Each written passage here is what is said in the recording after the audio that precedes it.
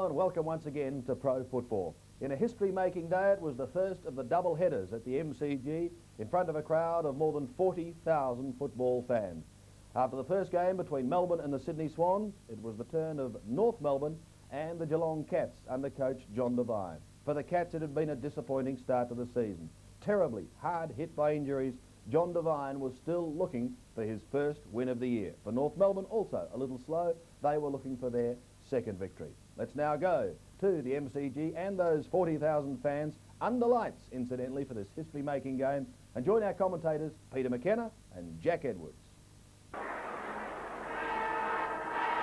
At the Melbourne Cricket Ground, North Melbourne and Geelong in the double header on Anzac Day 86, the first time in history, and we also have a new umpire today, Shane McDonald, in his first appearance.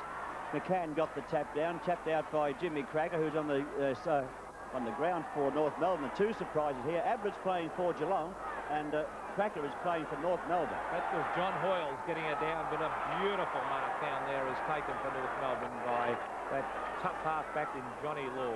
Johnny Law brings it out towards centre wing. That's Spargo overrunning the football. There's Michael Turner getting in there after it also. It's close to the boundary line. Spargo is there. And it's a free kick for in the back, said the umpire. It will be going to Paul Spargo, whose dad was a great player for many years for Footscray. Of course, I refer to Bob Spargo. Here's Paul Spargo now, nearly up to the wing position members' side, up to the half-forward flank and trail, or centre-half forward it goes. Big Flanagan's after it. Flanagan waiting for a hand pass from Hocking, which doesn't come. Hocking goes to O'Keefe. O'Keefe wrong-footed, gets on the right foot and kicks it in toward the forward pocket area where Law goes back. Abbott's in there with Law. Law holds Ablett out in strength with a chance for Ablett to get it. He's caught by Law and dumped, but the umpire sent a free kick to Ablett. So very early in the game, in the first minute, just over a minute, Gary Ablett back in the action. Well, he moved pretty well then as he charged after that football. He's going to look for Brownless. Brownless ducking back to the goal square. There's a kick by Ablett. It's a monstrous kick, but it is offline and out of bounds on the full. But he really did dip into that one, and that's his right knee that he was... that is strapped, so he was kicking with the injured, with the leg that was injured. So that was a beautiful kick. There's no lack of confidence there as we see David Ackley bring it back in the play. And he looks as though he's been to the hairdressers during the week. The big fella for Geelong puts it down, been picked up by Dwyer, kicked very high up towards the half-back flank position, and a good mark has been taken. The umpire hasn't paid it. Picked up here by Steele of North Melbourne, given over to Demetriou. Andrew Demetriou on the left foot, bringing the ball to centre-half forward for North Melbourne. Can they find a player? With a chance for Cracker. He gets it out to Peter German. Into the open goal he travels. He was sort of off balance as he kicked that ball. Poor kick, and only one behind.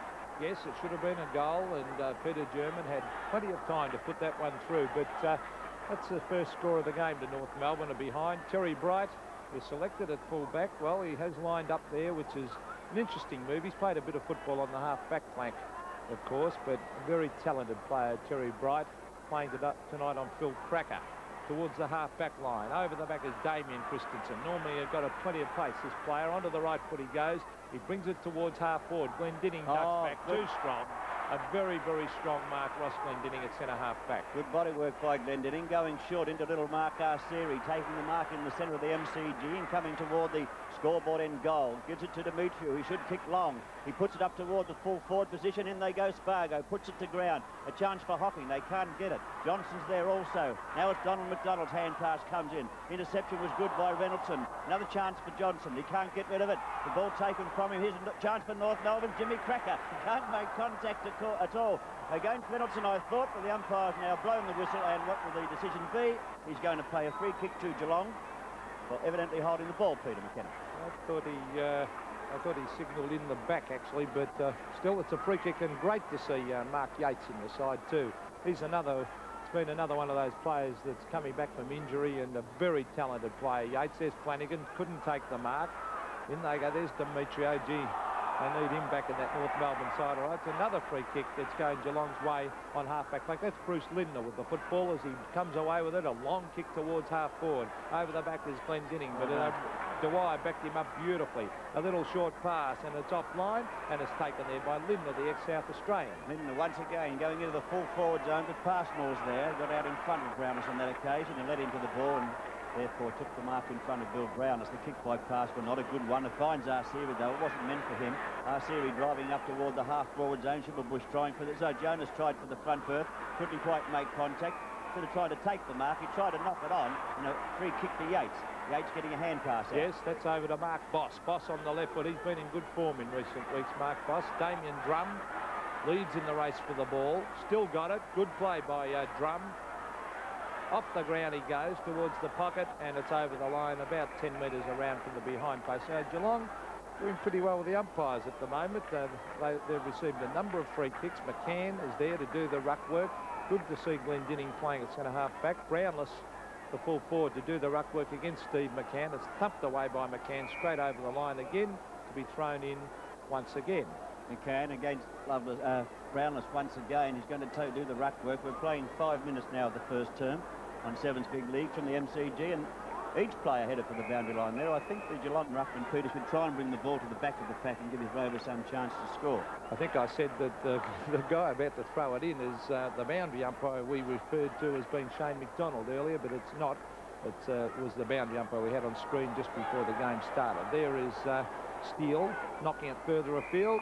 It's taken over the line and out of bounds. Well, North Melbourne only one behind so far. Geelong have not scored. They've been playing now 5.5 minutes of the first term, so we expect this to be a fairly even game, or I do anyhow. There's a ball at the back of the pack, as I did suggest, but no one can get it out of the pack. There's a chance for McCann to tap it out. Chance for Steele of North Melbourne, can't pick up. I thought he was being held, but now it's around the boundary line, and Turner of Geelong, not a good kick, going straight into toward Glendinning. A few early kicks will bring his confidence up, and that mark taken there by Damien Christensen. Christensen goes into Brownless, can't find him though. Glendinning about to pick up, and a free kick going the way of Passmore. Not a lot of action yet, Pete. No, they're just feeling their way at the moment, and as Christensen takes it, he's got to kick long to the goal square. Now here's a chance for Ablett at the back. He tries to do the shepherding. Taken away by Ackley. The old Johnny Beckwith kick to the boundary line, but it stays in on this occasion. Beautiful football, Ackley. Kept buttering up and around the boundary line he went and took it another 30 metres around. He's a terrific little player, Jack. Yes, he's been a good player for a few years now, Peter. He's our David Ackley. Now there's McCann. Been trying to get the front berth. Over the back, it was a good tap by Boss. He just about to get with himself a game, but no, picked up by Ackley. Once again heading toward the boundary line, and the ball will finish over there. Yates can't get to it. We'll see a boundary throw-in taking place on Geelong's half-forward flank on the outer side of the ground.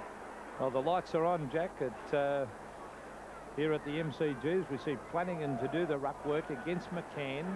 McCann got it down, but Damien Drum charges through, caught one in the back, and the umpire's going to pay him this free kick on half-forward flank, or almost towards the centre wing, as he brings it towards Brownless, who flies up in front of Passmore.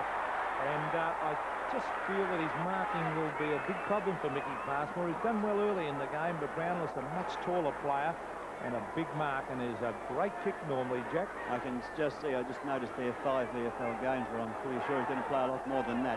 Brownless puts it toward the goal, but the umpire said he's off target. So that was I wouldn't say a good shot by Brownless, Peter, would you? No, well, he missed it, and well, I suppose that's what it was. Exactly. You've got to kick him when you're playing full foot. He kicked a few points last week too against Collingwood. So, maybe he's down on confidence? Well, he could be. He is a very long kick of a football, and well, that'll certainly help him to pull forward. There's Ross Smith bringing it out towards Glendinning, who ducks back, can't take it. Oh, some good hip and shoulder stuff as usual by John Law. He doesn't mess around. He only knows one way, that guy, and that's straight at the ball. On the wing outer side, the boundary line, boundary umpire about to bring it in. Flanagan got the tap down to the side of the pack. Jimmy Cracker caught in possession, got a hand pass away toward Glendinning, picked up by German. Flanagan does the tackling, but German gets a small kick away toward the half-forward flank. Was still on the wing position, really, and McDonald takes the mark, shoots it in toward Atkins, who can't take the mark. Good sporting there by Yates. It comes off the hands of Demetriou. Another chance for O'Keefe. Pushed down on that occasion, but the umpire calls play on. Donald McDonald with the ball in front of him, plays toward Arsery. Arsery looking for somewhere to go. He's looking for a lead. He was originally looking for Jimmy Cracker. Pushed out by Demetriou, and the Geelong defence takes it away again. Yes, this is Mark Boss backing up beautifully. Goes long to Ablett. Ablett couldn't get back to that one, and he's not really flying at the ball at the moment. He'd be just feeling his way, I think, with that knee, as we see Ackley in everything as usual. Out to Ross Smith on half-back flank. Smith onto the left foot, brings it back towards half-forward. Up they go, and it's a good mark to Geelong, taken by Boss, who's playing well. Boss hand passes out to Turner. Turner will swing back in toward the centre and kick to half-forward. Up it goes through that pack of seagulls, and Brownless flew high but couldn't hold the mark. Passmore couldn't make contact. It's on the turf. Suck it off toward Law. Passmore, though, it's on toward the wing position, running toward the boundary line, and 2 Geelong players in pursuit. It's Turner picking up with plenty of time to get balance. Not a good kick. Should have kicked it better than that, but he did find a teammate, so that's the main thing. And the shot will be taken here by Bruce Lindner. Now, he's a fair way out from goal. Peter, can he make it? Well, he certainly should make the distance. He's normally a pretty good kick, Bruce Lindner. So, beautiful looking drop punt off the boot. A magnificent kick, and he split the centre with that one to the first goal of the game. That's to Geelong, and Bruce Lindner, 1 goal, 1-7. The Cats leading North 1 point. Well, a very good kick indeed for goal, Peter. I didn't know whether he could have made that. I don't know whether he got any assistance. There's the kick from Lindner now. He was out about 45 to 50 metres. It's gone in nearly post high. Beautiful. He dropped it in beautifully, and even applauds his own footwork there. So Bruce Lindner, a good goal. Well, he had a huge reputation, Bruce Lindner. You saw him there on screen in South Australia as a mercurial player. He could take big marks, kick long, and unfortunately he's been another player who's suffered badly through injury. Here's Demetrio grabbing it in the centre of the ground. As usual, he's in everything. Up towards half forward, down to the deck it goes. No free kicks at the umpire. Off goes Mickey Turner with his great dash. He's good to watch. Down towards Ablett. He flies, he's got it. A beautiful mark to Gary Ablett. He's got the loose man, and the goal square is open. Ablett fired, and he is offline. I wasn't sure whether he was trying to pass it to Brownless to have a shot there, but I think he was meaning that for Brownless, but he's kicked it too long. Geelong won 8 points, North Melbourne 1 point only. We've been playing now all but 11 minutes. It's exciting, isn't it, to see Ablett out there? He only just put the boot behind that too. I wonder, Peter, if there's any assistance at that end.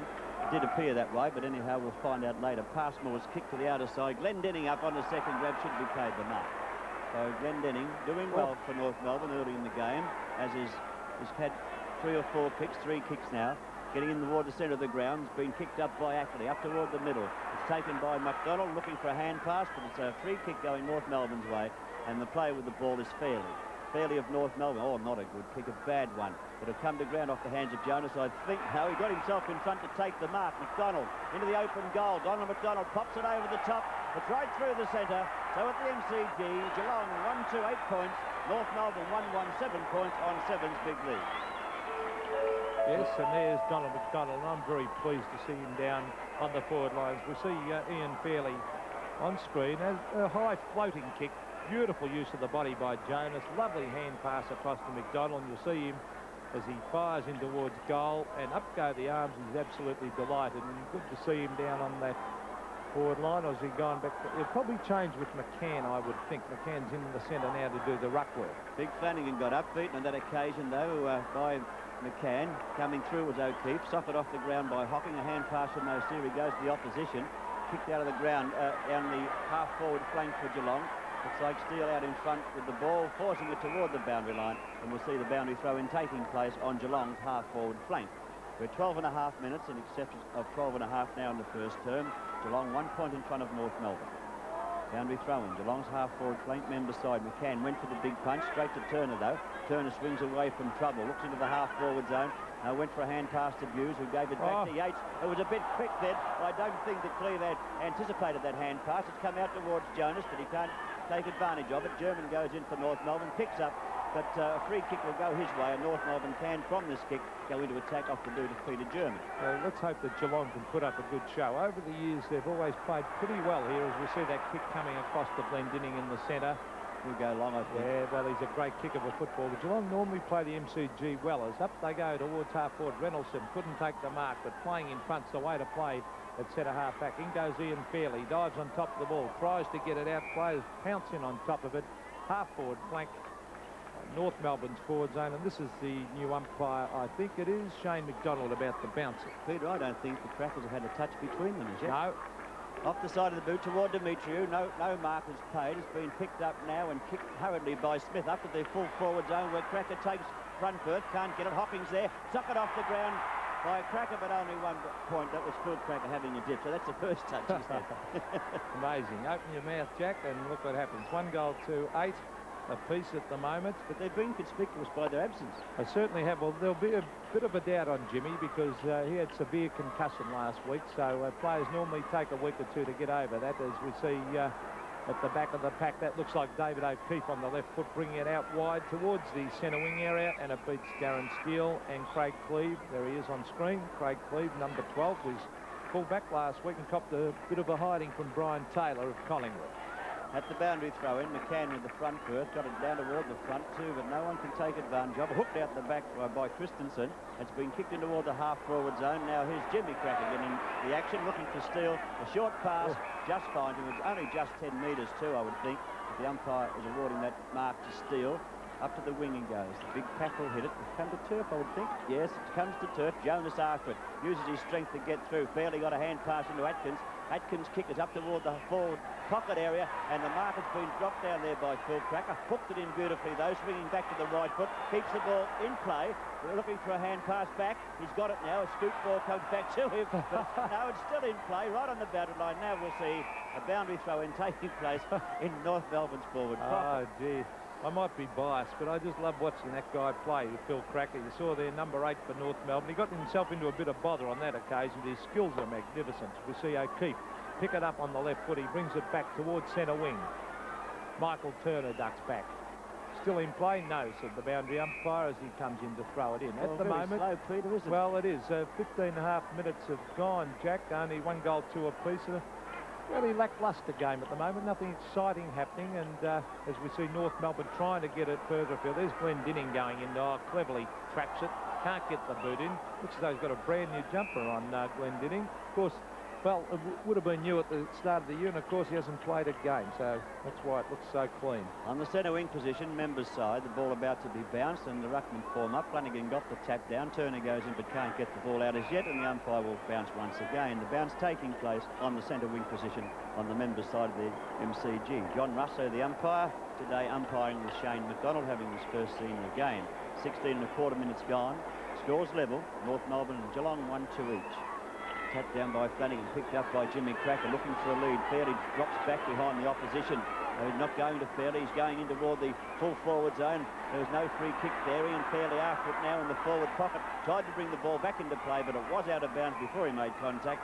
And a boundary throw in now in North Melbourne's forward pocket. Well, Geelong are trying a few things. You see Peter Johnston there on screen at the back of Ian Fairley. They're trying him on the back line. Of course, Terry Bright. They have to do something, Geelong, with Ablett coming back in. Of course, they've got a two-pronged attack. There's Jonas. A hand pass to Marcus Seary. He knocks it on. Terry Bright read that to perfection. Kick short. Lindoa beautifully trapped. A lovely hand pass back. That's good team play. Magnificent play by Geelong there. Bright, oh, he ran a mile. Oh, yes, far too. He should have kicked that. He had 2 players to give it to him. Brownless at Ablett, and he just ran that extra 5 metres. He was trying to get himself around the opposition to get the ball down toward Brownless, and he couldn't do so. He's overrun it now, so North Melbourne will take the free kick. Down about the half-back position. McCann waiting for the ball to be brought back. He's in the centre square, really. So McCann will bring the ball up toward the half-forward zone, which looks fairly packed up there, Peter. Hand passes on. Law made position to take it.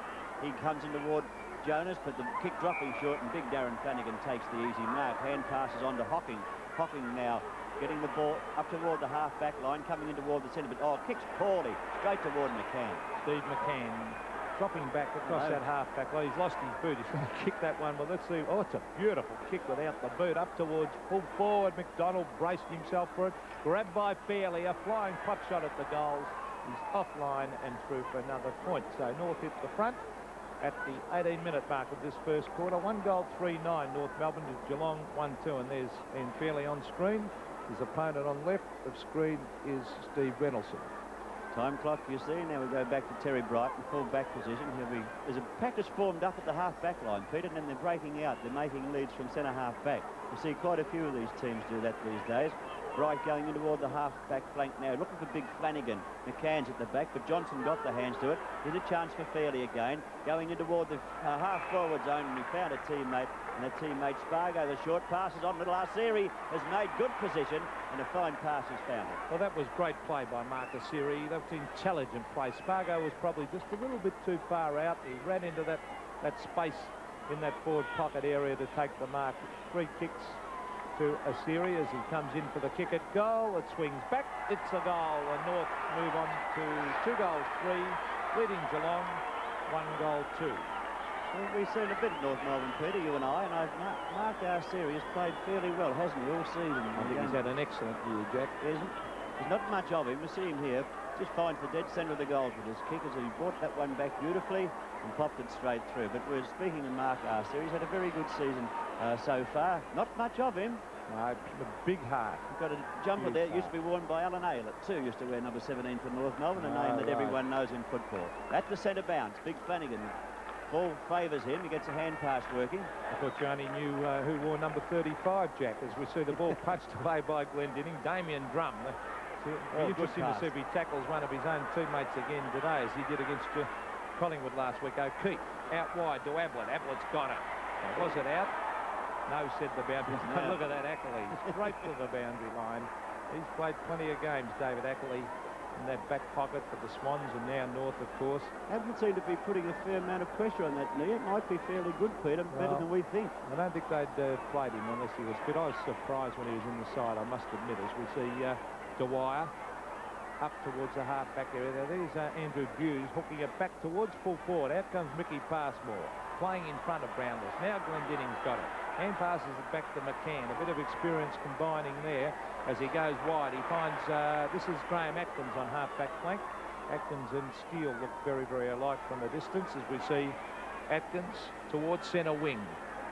Oh, good mark to Flanagan. That's his second good mark this quarter. I like this fellow. I reckon he could be a good player, Darren Flanagan. He's not very old yet. And, gee, there's a lot of him. He's big. And kicked by Flanagan. So that's a good pass, too, from the big man, Peter. He can use the ball fairly well. Here's now a player for Geelong, Craig Cleave. He should get the ball in toward Brownless. Or they could spoil each other here. Yes, they do. Brownless and Ablett. Ablett so high. That wasn't a very good tackle. I wonder if he's going to take his number. That'll be interesting. I don't know. I think he might too, because it wasn't a good tackle by Ablett. And actually takes the free kick. I was a bit surprised on Ablett doing that. There's the kick of Smith down to the wing position on the outer side, and the big fellow they spoke of before, Darren Flanagan, will be playing. But I could see problems starting here, Jack, with Brownless and Ablett. They both flew there. One of them should have taken that one. One up, one down, as we see Peter Johnston give it across. Now here's a chance. Damien Christensen on the left foot with the long kick towards full forward mark. Yes. No, said the umpire. Well, but you see once again they're both in there together, Ablett and Brownless. Yeah, but they're both in the same area. It was actually on that occasion Brownless. No, he didn't hold it. No, good decision by the umpire on that occasion. Yes, they'll have troubles there. These two will be flying against each other. But I think the Geelong bench will have to do something about it. Well, I think that they're also going to create a few headaches for opposition backlines during the course of the year, as we see the Peter German bring it wide to Donald McDonald. Should have taken that mark. Plays on. Lovely hand pass across to Ross Smith. Smith from half-back flank. Brings it wide. Phil Cracker and Terry Bright. Bright, beautifully done. He's on top of Phil Cracker at the moment. He's a very clever player, Bright, as he gets it towards half-forward where Lindner has taken them. No, it's not. It's Damien Drum, in fact. Damien Drum looking for Brownless up in the goal square. He should kick it long. Brownless is down there by himself. He could find him here. Passmore out of position, and Brownless takes the mark in the forward pocket. Yes, there'll be big problems there for Mickey Passmore. I think this is intelligent play. Yes, it came off to the player I mentioned a moment ago, Lindner, has marked. Chance for his second goal from 25 metres out on a very slight angle. At this moment, it's North Melbourne 15 points to Geelong 8 points. We've been playing now nearly 23 minutes of the first quarter. And we see Lindner about to take the shot. Fourth kick, Jack. Fourth kick to Bruce Lindner. On its way, it looks good from here. Good goal, put plenty of length in it, and was straight as a die. So Lindner now has kicked 2 goals out of the Geelong total of 2-2. So he's the leading goal kicker so far for Geelong. North Melbourne 2-3-15, Geelong 2-2-14, and it's 7's big lead. Well, full marks as you have a look at that from the boundary line. Young Brownless, beautiful pass across. Cedric, unselfish play, being a full forward. He broke the full forward's code there by passing Jack. Normally they have a shot from the boundary, but that's team play, and Lindner's really starting to move better now after coming across from South Australia. I think he broke a leg and he's had a lot of trouble getting his form back. Well, Lindner's only 24, so he's got plenty of time yet. O'Keefe, a player that I rather like too for Geelong, getting the ball and driving it toward the forward pocket. Now Ablett's going to do the roving, but any roving to do. No mark to Brownless. He dropped that one, should have held it. Now, Ablett stayed down, Peter, did the right thing. Terrific. Then Brownless dropped what should have been. Yeah, terrific that was by Ablett. He was in the position to go for that mark as well. But by heck, there's going to be a few opposition backlines with sore backs this year, because those two can really fly from behind. Tapped down well too, out in front of goal. It's a chance for Browners to get it out. He's a good player, all right, team player. Arsiri gets a hand pass to crack it back to Arsiri, and back toward the centre it travels. McCann can't take the mark. Then no free kick to Jonas. Ball hand passed out, thrown by Yates. I thought the umpire said a free kick to North Melbourne's Ian Fairley. Yes, and Mark Asiri trying to con the umpire. It is Fairley, as we see from the centre of the ground. Asiri was trying to con the advantage, Will. They're up towards McCann. Couldn't take it. Oh, good strong play by Peter German. He's got it. Slips over. In goes Boss. And what's the umpire saying? Was holding the ball. Well, that was fairly severe, as we see John Hoyles. His dad also played league football. Johnny Hoyles was full-back for Footscray for a number of years, and so did Michael Turner's dad, for a great player for Geelong. Leo Turner. Yeah, Leo Turner. Over to Damien Christensen went Michael Turner, up towards half-forward. Up they go again. And there's another high flyer there. Bruce Lindner. That was a good mark. Bit of aerial power up there, Jack. Yeah, he was up and halfway down before he took the grab on that, and he's kicking this one from roughly where he was before, but the umpire said he's pushed out, so he's taking the mark from him. So the umpire was Johnny on the spot there, John Rosso. He must have seen something that we didn't. Obviously it was there, but I didn't. It might have been against his teammate, of course, because I didn't see Lindner push, as we see towards half-back flank. German, not even pulled in the view. Well, no mark, as we see Reynoldsson go in after it towards half-forward flank for Geelong. They're doing all right at the moment too, at the almost the 26-minute mark of the first quarter. Crowd fairly quiet, only 1 point between the teams, with North Melbourne leading. Straight down to Andrew Hughes. It's kicked high. Up toward a pack of players in the half-forward zone, and a good mark. Once again, no free kick against Geelong for that one. It's Lindner. Well, much the same spot as where he took the last mark, having his fourth kick. Well, judging by the way he's kicked these last two shots at goal, he'll go very close to this one, because they've been beautiful kicks. Cameron's right behind him. Beautiful looking drop punt again. That is a great kick. Can he kick a football? 3 goals to Bruce Lindner in this quarter. And in fact, the Cats have hit the front. They've moved on to 3 goals to 20 to North Melbourne, 2-3-15. So you're talking about, look at this mark again by Lindner. He takes it on the chest, got up beautifully, held the pack out and took it right on the chest. And did he cap it off with a great goal? But you're talking about a 2-pronged attack. What about a 3-pronged attack? 3 now, yes. Well saved. Well, Lindner's kicked 3 goals. Brownlee should have had 1, but hasn't. But at the centre bounce, it's Big Flanagan doing well. Can't get the ball away very cleanly, though. Well, here comes little Andrew Hughes on the left foot. Brownless from behind. Over the back was Ablett. But I'll tell you what, Jack, it just shows how stiff Johnny Devine has been to come to Geelong and have all those injuries. He hasn't had Ablett. He's had Yates out of the side. He's had Mossop out of the side. He's had Card out of the side. Hughes and Bruns, Malarkey. Look, if you put all those players in, they'd be a pretty good side, and they'd be beating some of those top sides in my book, as Brownless gets it to Hughes. Hughes with a hand pass, a flying pot shot at the goals on that occasion was by Boss, across the face of goal and out of bounds on the full. The Passmore can move it quickly if he wishes. He's waiting for his teammates to get into position, though, on the outer side.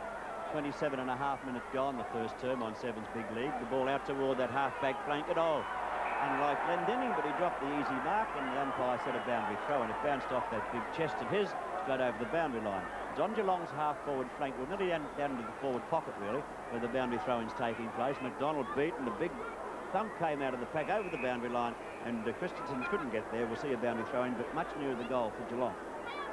5 points the difference. The Cats in front at the 28-minute mark of the first quarter. Craig Cleave is number 12 against Donald McDonald. 2 reasonably short ruckmen for this modern era of football. It's a free kick going North's way, and that is to Ross Glendinning. Done well so far, hasn't he? Goes for the short pass. He certainly has, as he gets it to McDonald, and the umpire said that he was grabbed by the wrist as he went for that mark, and he has been paid the free kick. Donald McDonald going for the drop punt, bringing it towards centre wing. A pack of players there. There's Big Flanagan. Should have marked that one. Couldn't take it. Went in again, off the ground by Jonas towards the cricket pitch area of the MCG. In goes Demetrio. Beautiful use of the body. Yates, he's a real goer. Dives on the ball. Jimmy Cracker's there also. And in comes umpire, let's see, is it umpire Russo? I think it is about to bounce the ball right in that cricket pitch area of the MCG. I thought it would have been much wetter than it is, but the ground very good after the heavy rain. no contact on the second time. McCann got an out. Here's a chance for Cracker on the left foot in toward the goals. He travels. It's off target, though. That was Phil. And mark has been taken over the boundary line, I thought. No, the umpire's calling it a mark. He kicks in a short one again and finds a teammate, and the shot will be taken for goal by Paul Spargo of North Melbourne. The siren sounding the end of the first term, so a vital kick for Spargo and North Melbourne. It's Geelong by 5 points before the kick. Spargo only 20 metres, 25 metres out from goal with a shot after the siren at the end of the first quarter. Paul Spargo. He's missed it. Oh, has he? Did that come back? My word, it was heading for the middle of the behind post. It's come back and gone through for North Melbourne's third goal. So North at quarter time, 3-3-21, Geelong 3-2-20. From the Melbourne Cricket Ground on this Anzac Day, 86, North Melbourne 3-3-21, leading Geelong 3-2-20 in the second of the games this afternoon at the Melbourne Cricket Ground. Once again, Flanagan got the ball down, taken away here by Buse. He gets a hand pass moving out again, and Geelong moving forward to the half-forward zone. Yes, and this is Bruce Lindner. 3 goals in the first quarter. He goes onto the left foot. He brings it down towards Brownless. He's got it too, Billy Brownless. He snaps. No, he hand passes it across there. And a flying shot by Morgan, and I think he's put it through. Good play, Brownless. Beautiful football, Geelong. Yes, good play by Brownless. Geelong and North Melbourne sprung a surprise this afternoon, or this evening, when North Melbourne included Jimmy Cracker. And there's a replay of Lindner putting that ball into Ward Brownless. Watch this piece of hand work. He was going to have a hurried shot at goal, but he shot it out there, and Morgan's left foot snap finds the goal. So it's a good piece of football. Well, tremendous play by Brownless, because there he is on screen, Big Billy. He's a pretty tall player. He'd be every bit of 6'4" as we see the scoreboard. 4-2 Geelong, North Melbourne 3-3. We're seeing a very good game. A very intelligent player, Brownless, and a very unselfish full forward. Twice he's given the ball to players in better positions, which have resulted in goals. There's Hocking hand passing the ball away. It's a chance for North Melbourne through Spargo on the left foot up to Phil Cracker against Bright, who's doing well down there. Grabbed by Hocking. Hocking breaks away on the right foot. He kicks it to the centre of the ground. The mark's been taken by Buse. Buse to Johnston. Peter Johnston. Oh, gee. He's not kicking any better down the back line. There's Jimmy Cracker, a hand pass looking for Glendinning. He thumps it away to McCann. McCann over the back, tries to get it out. He does. A bit of shepherding going on by Jonas. He eventually knocks it on to Steele. Darren Steele from half-back flank. Lindner and John Law was doing some strong shepherding there. Dropped by Johnston. In goes Jonas. Coming through his Boss. He goes straight ahead at the ball. Mark Boss as he kicks it long up towards the pocket. Over the back, here's a chance there for Christensen as he... No, it's not. It's Drum as he dived on it. Now it's grabbed by Glendinning. Onto the left foot goes Ross Glendinning. Hooks it back. He's doing well. But it comes here to Damien Christensen. Onto the right foot. A little stab pass. It's a beauty. And he's found Lindner, who's creating all sorts of problems for Law up on that forward line, or is it Steele on him now? I think he was on Law at one stage in the first quarter, and now Darren Steele's picking him up. You can see Steele. He's firing from about 30 metres out, very acute angle. He's had 7 kicks, and he's firing for his 4th goal. And he's been in everything, Bruce Lindner. There it is, the goal going right through the centre. We can certainly find the goals. 4 shots for 4 goals from Bruce Lindner. Very good kicking for goal. Geelong 5-2-32. North Melbourne 3-3-21. And North could be in a spot of either. You watch this kick from Lindner. I haven't seen a better exhibition for a long time of drop punt kicking. They have not wavered. They've been magnificent kicks. And every one of his shots for goal, the 4 of them, have split the centre, and it's terrific to see. There's John Dugdale at the back and John Kennedy on the phone. He'd be a worried man at the moment because, well, North don't look good and Geelong look as though they've got a bit of sparkle. And with the pressure on Brownless and Ablett, of course, Lindner's able to float around that forward line and do some damage. Yes, giving Geelong a 3-pronged attack. Flanagan getting a hand pass out working. Glendinning doing well at half-back, but loses possession to Jimmy Cracker now. Moving the ball to the half-forward zone. Fairley can't take the mark. Went down heavily, and the umpire has said a free kick to Ian Fairley of North Melbourne. He'd be too far out to score. He'd have to hope for someone to take a mark. Going back as McDonald against Johnston. Neither take the mark. It's in front of the pack. It's been picked up by Spargo, is it? The left foot shots toward goal, but it was meant to go toward goal, but it was nowhere near and out of bounds on the full, so not a good shot there by Spargo. And Geelong will take the resultant free kick from the back pocket, and Terry Bright will be the recipient. Only been playing now 4 minutes of the second term on Seven's big league at the MCG. The first game was a good one. Only 9 points in it. May this one be as close as that. It's Bright from the back pocket. Terry Bright doing very, very well on Phil Cracker too. Up towards Peter Johnston. The ball is stuffed away, grabbed by Marcus Seary. Onto the left foot he goes, up towards the forward pocket. Bright out in front again. But I think North have been unsettled so far by the good hard work of the Geelong players. They're boring in after the ball, they're tackling well, and it's putting a bit of pressure on this normally very skillful North Melbourne side. Here's Big Flanagan on screen. Donald McDonald. North Melbourne will oppose him. Flanagan got the tap to Hughes. Well knocked too. Got it to him nicely. Hughes moves it up toward the wing. Glendenning comes out. Atkins picks up for North Melbourne. Shoots it toward McCann. McCann kicks long.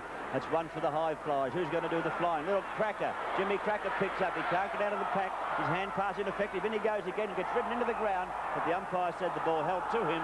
And a bounce will take place only 25 metres out from North Melbourne's goal. Yes, and this is umpire Shane McDonald, as Jack said earlier, having his first match in league football. There's Buse taking it away from the back line. Here they come. This is Johnny Hoyles bringing it towards centre wing. Lindner's there again in front. Over the back is Ablett. Oh, cleverly done as he gets it to Drum. Drum gets away with the football over to Cleve. Cleve off the side of the boot. Not a good kick. Out wide it comes as it's knocked away there by O'Keefe. O'Keefe has got it on centre wing. Goes for the stab kick. It's a good pass and finds Darren Morgan, and they're looking dangerous, the Cats. Morgan will swing onto the left boot. He does. He kicks it high. Brownless has got the set. He should mark it. He does, and he's creating a lot of problems for Michael Passmore down there. Yes, had he realised then, Peter, he could have gone in on the left foot, swung right back into goal. He's going for his first goal. Mr. Fairley, won't say easy one in the first quarter. It was out of fair way, but Brownless putting the boot right behind it. Look at that. He kicks long and he kicks straight, Billy Brownless, right through the centre. Geelong looking good on Sevens Big League. Geelong 6-2-38. North Melbourne 3-3-21. Yes, he might have only kicked one goal himself, Jack Beck, but have a look at this kick as he really can roost the football. But look at the power in that. Look at it. That's gone past by about 30 metres past the post into the crowd, and he's going to be an exciting player of the future. I've got no doubt about that.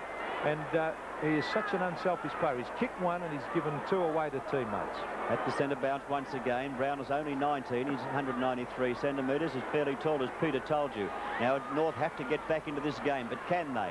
Hurried from the centre of the ground. Is kicked up long by Smith. Up to the full forward zone. Picked up and shot in towards goal. And North have kicked a goal on this occasion by Fairley.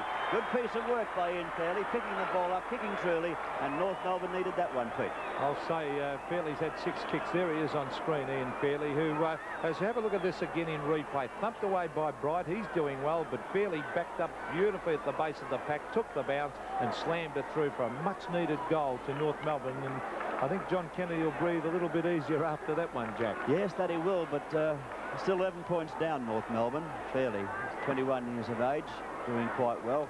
McCann got that tap from the ruck. There's a chance now for Turner. Put the head down, looking for a free kick, and the umpire said that's right. Oh, gee. There's experience for you. I think he conned the umpire a bit there, Mickey Turner, as he brings it towards half forward. Lindner against, they've got Demetrio on Lindner now. Yes, they have got Demetrio on him, so that's an interesting move as we see Boss trying to press his way through, ran into Johnny Law. Glendinning's there, now it's Morgan. Morgan gets the hand pass out. John Law goes in. Strong play by Law. Hand pass beautifully to McCann. McCann further afield to Peter German. German's got a paddock to run in. He runs to half forward. He kicks long. The Crackers are there, 2 of them. Over the back was Bright. And they're lacking a heck of a lot. It's gone through for a point, but they're lacking, Jack, a lot of marking power down in the goal square at the moment because Phil Cracker's been well beaten by Terry Bright. Well, they were. Both Crackers were flying there. They should be doing the roving, not trying to take the marks overhead. So Bright now moving it out toward Turner, who led well, but Jimmy Cracker chipped in, couldn't hold the mark, and good work by Turner. Finds the boundary line for a throw-in and that forward pocket position for North Melbourne. Scoreboard showing 28-38. Geelong leading North Melbourne 8.5 minutes into the second term. Well, they've now put McDonald down to the goal square with Johnston picking him up, and they badly needed someone tall down there as we see Boss on the left foot, bring it towards centre wing where Steve McCann ducks back to take an easy mark. Good strong mark on that occasion by McCann. He can kick the ball fairly long, so if McDonald wants to lead, so can Glendenning. Now he's got around. He's on the left foot going toward McDonald if he can get out, but Jimmy Cracker's waiting for the crumb at the back, which doesn't eventuate because the man of which we spoke, Donald McDonald, taking the mark down there, and he's only 30 metres out from goal. You watch this mark as he gets up. Donald McDonald, eyes on the ball, doesn't take his eyes from it, and holds it that one, Peter. He sometimes is a two-biter, but that time was only one grab. Well, it wasn't a good effort by the two Geelong players who sort of stood there. They didn't attack the ball, and they allowed McDonald to come in from the side. But as I said, they needed a bit of height down that goal square, and they got it by putting McDonald there. What's he done with the kick? I think he's put it through, and North are coming back hard. Donald McDonald kicking his second goal. North Melbourne 4-4. They are still trailing, though, by 4 points to Geelong, who have kicked 6 goals too. So good kicking for goal by Geelong. You watch this kick by McDonald, putting the boot right behind it. Kick much the same style. He was quite happy with that too. And he's got the boot right behind it, got good length into the kick and accuracy also. Well, he's a very enthusiastic player, McDonald. He really gives it everything. He does a few foolish things from time to time, which lets his play down, but he has got a lot of ability, and I think he could make a very good full forward. And there again, he's only 23 years of age, Peter, so he's got a good future. Now a chance for North Melbourne again. It's been hurried down towards Tracker. As we said, should be doing their own, but German chipped in. Gutsy. Good teamwork. That was a good mark, as Peter McKenna said. A gutsy mark by Peter German. It's within distance. It's only about 45 metres out from goal. And Peter German was a fairly strong kick. It was a good mark. Back. They're hard to take, Pete, backing back. I tell you what, he would have had thoughts going through his head, but there's the... Oh, he's missed it. Hooked it. And I think he's missed it. I think you're right, Jack. He has, and through for a point. North Melbourne are on 5-5. Geelong are on 6-2, so it's 3 points the difference at the moment. Terry Bright's having a very good game at fullback on Phil Cracker. He's really put him right out of business so far in this game as he brings it towards the half-back area. McCann from behind couldn't take the mark fairly. His teammate was there, but it's a Geelong. Is the marker a push, Jack? No, it's a mark, but I was saying Fairley should have tried to knock the ball away instead of trying to outmark Johnston from the back. Hand pass is not good football from Johnson to Turner. Turner's caught. He got hit high, though, and he'll take the free kick. Turner tackled too high, so at the half-back position, Michael Turner will now hand pass himself out of trouble. Other hand pass comes from Hoyles to Hocking. Hocking now from the centre in toward the half-forward zone and has found this dangerous player in Lindner. Lindner into the full forward zone looking for Ablett or Brownless. It's Ablett standing ground. Can't take the mark, though, but the umpire said a bit of shepherding against Geelong there, and the free kick will go to Stephen McCann. I think it might have been against Gary Ablett. That one, as we see, Passmore receiving from McCann. A further hand pass to David Dwyer. He got himself into a bit of trouble, but he gets it to Paul Spargo. He's in Spargo trouble. at half-back runs around onto the right foot. Still got the football, young Spargo, as he brings it to half-forward. Yates is there for Geelong. Over the back was Reynoldsson. Now it's Phil Cracker. Let's see him as he punches it on. Johnny Hoyles gets a shocking bounce. That was bad luck because Peter German gives it to Jimmy Cracker, runs into the open goal from 30 metres, and that started with a little bit of luck, but it ended up with a goal for North Melbourne to Jimmy Cracker. Yeah, it's a good goal kick by Jim Cracker, and Geelong 6-2-38 and now trailing North Melbourne 6-5-41 on 7's big lead. You watch this bad bounce that Hoyles received. German got a hand pass into Jim Cracker, and he did the rest. An accurate kick going through, but North Melbourne have been a bit off target, but Jimmy Cracker found the goals on that occasion. North have had 11 scoring shots to Geelong's 8 and are leading by 3 points. The time clock has just gone past the 12-minute mark of the second term. Well, you can't tell me, Jack, there's a score, 3 points the difference. You can't tell me that there's no luck in football after that bounce. Hoyles had done everything right, but just a bit of luck went Geelong's way, North Melbourne's way to Peter German. There's the kick was from Glendinning out wide and towards the centre wing. Peter, that also will take place. That also tells people how good this surface is at the MCG. After that heavy downpour we had this afternoon, the ball's still playing tricks, which means that the ground is firm. Yes. It's North Melbourne leading by 3 points, but Boss trying to get into attack. Good work by Jimmy Cracker. Phil Cracker's leading to the kick. He's up to the half-forward zone. He takes the mark. He'll give it over to Smith, I would think. No, he's going to wait for a lead. It's Donald McDonald. The pass is on. McDonald can't. Yes, he has. He's got to it. He found a bit of pace. He's a long way out from goal. Be out about 50 metres.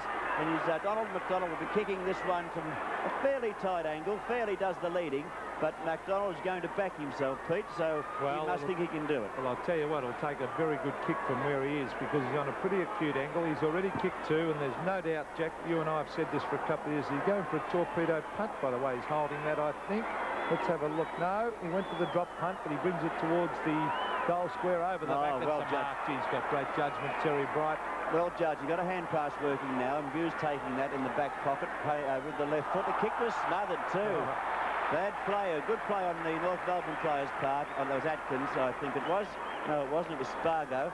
Looking a bit alike over there on the outer side of the ground, but good play on Spargo's part. Now it's Flanagan trying to get the tap down, shepherded out, I thought. Yes, the umpire's paying that. That's against the North Melbourne player down there in Peter Jonas. I hope North Melbourne, have enough ruck strength to leave McDonald at full forward, because I think he's wasted on the ball, as we see Turner. So he's playing all right too, Michael Turner, as he brings it on the left foot up towards half forward, where McCann ducks back. And this is his right position, I think, on the ball. I think he's a really good ruckman, as we see Ackley backing up beautifully down towards half forward. There, the big hands of Flanagan. He's taking a few marks tonight. Out wide to Bright. Bright's in everything at the moment. A little short chip pass towards the centre of the ground. Oh, Mark Boss has dropped the sitter, but backing up down there was Hocking. Boss goes in to lend a hand. Now Hocking with a hand pass. It's an ordinary hand pass out there to David O'Keefe. He's too slow to get rid of it, O'Keefe. That's holding the ball. Yes, play on as German. The advantage rule was paid there by the umpire. Up towards half forward it goes. At the base of the back is Cracker. Now this is Jimmy Cracker. Ducks away, goes for the high ball up towards Donald McDonald. He thumps it to the ground. Jonas is there and Marcus Asiri.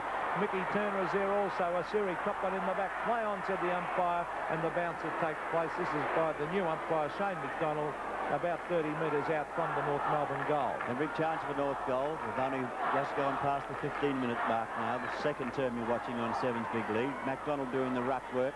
Gates got the kick, not a long one. It goes up towards Phil Cracker, thumped away by Bright, thumped away by Cracker, taken by Bright and lost by him, picked up by Buse. The hand passes on to Turner. Turner into toward the wing position. There's a chance for Geelong to move it. Yes, this is Craig Cleave with the football as he brings it towards half forward. Up they go over the back. There was a bit of a push out, but David Dwyer, with the better judgment of all those players, brings it wide to Johnny Law. Law he gets a bad bounce too, so there is a bit of luck in football. Brownless was in there, and players pounce on the ball. McCann's caught with it, held to him, said the umpire. Good decision by umpire Russo with a big grin on his face, and will bounce the ball at centre-half forward. 6-5 North Melbourne, 6-2 Geelong. 3 points the difference in a good, close game. 16 minutes gone, the second term, Sevens Big League, the MCG. Now the ball on the turf in the centre square area, and the umpire waiting for something to happen, but nothing will eventuate, so a bounce will take place.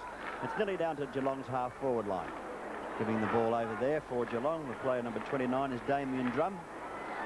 The umpire getting things underway again. North Melbourne leading by 3 points. McCann taps it down, taken out by Boss. Tried to use strength to get away, was well tackled. And once again, the ball's on the ground, and could have been against him. A bit lucky, that one. Could have been against him, Pete, but the umpire was right there, and he's going to put it down again. So another bounce, still in the centre square, favouring Geelong's half-forward line. McCann. German knocks it on. Well, there's Bruce Lindner again. He's moving well as he brings it towards the pocket. Morgan is there, and Ablett flies up, loses the run of it. Demetrio trying to receive there from Dwyer. It's Darren Morgan up high, and Michael Passmore flies. Over the back is Glendinning. Oh, ducks the head. Caught! Oh, that could have been holding the ball. Atkins gets it to German, which he was lucky there. Glendinning. Oh, Asiri nearly copped that one. He should have been grabbed, though, and the player tried to run through him instead in Lindner. Now it's Fairley with a good hand pass as he finds Spargo.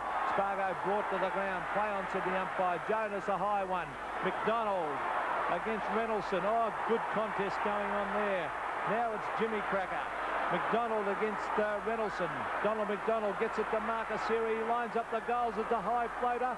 Shepherding was Phil Cracker, but it's offline and through for a point. So North move a point further in front.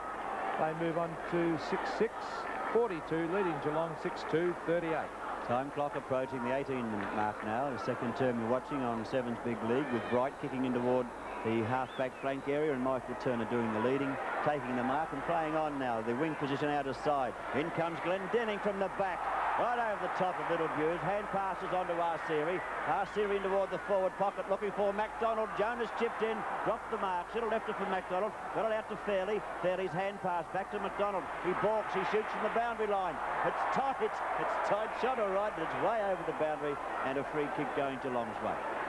Yes, and there's Donald McDonald. Well, he was on screen a moment ago. There's Terry Bright, has really had to work hard down there. He's a better player in the back line, I think, Jack. Yes, he's playing quite well. But they've got good forwards up there, too. They can't quite get the ball up to them. They're not getting it up there to them at the moment. There's Flanagan trying to belt it over the back. Damien Christensen was in there. There's Fairley. Oh, well done as he gets it to Marcus Asiri off the side of the boot. Reynoldsson goes back. No, it must have been touched off the boot, and that should be a bounce up, I would think. Is it?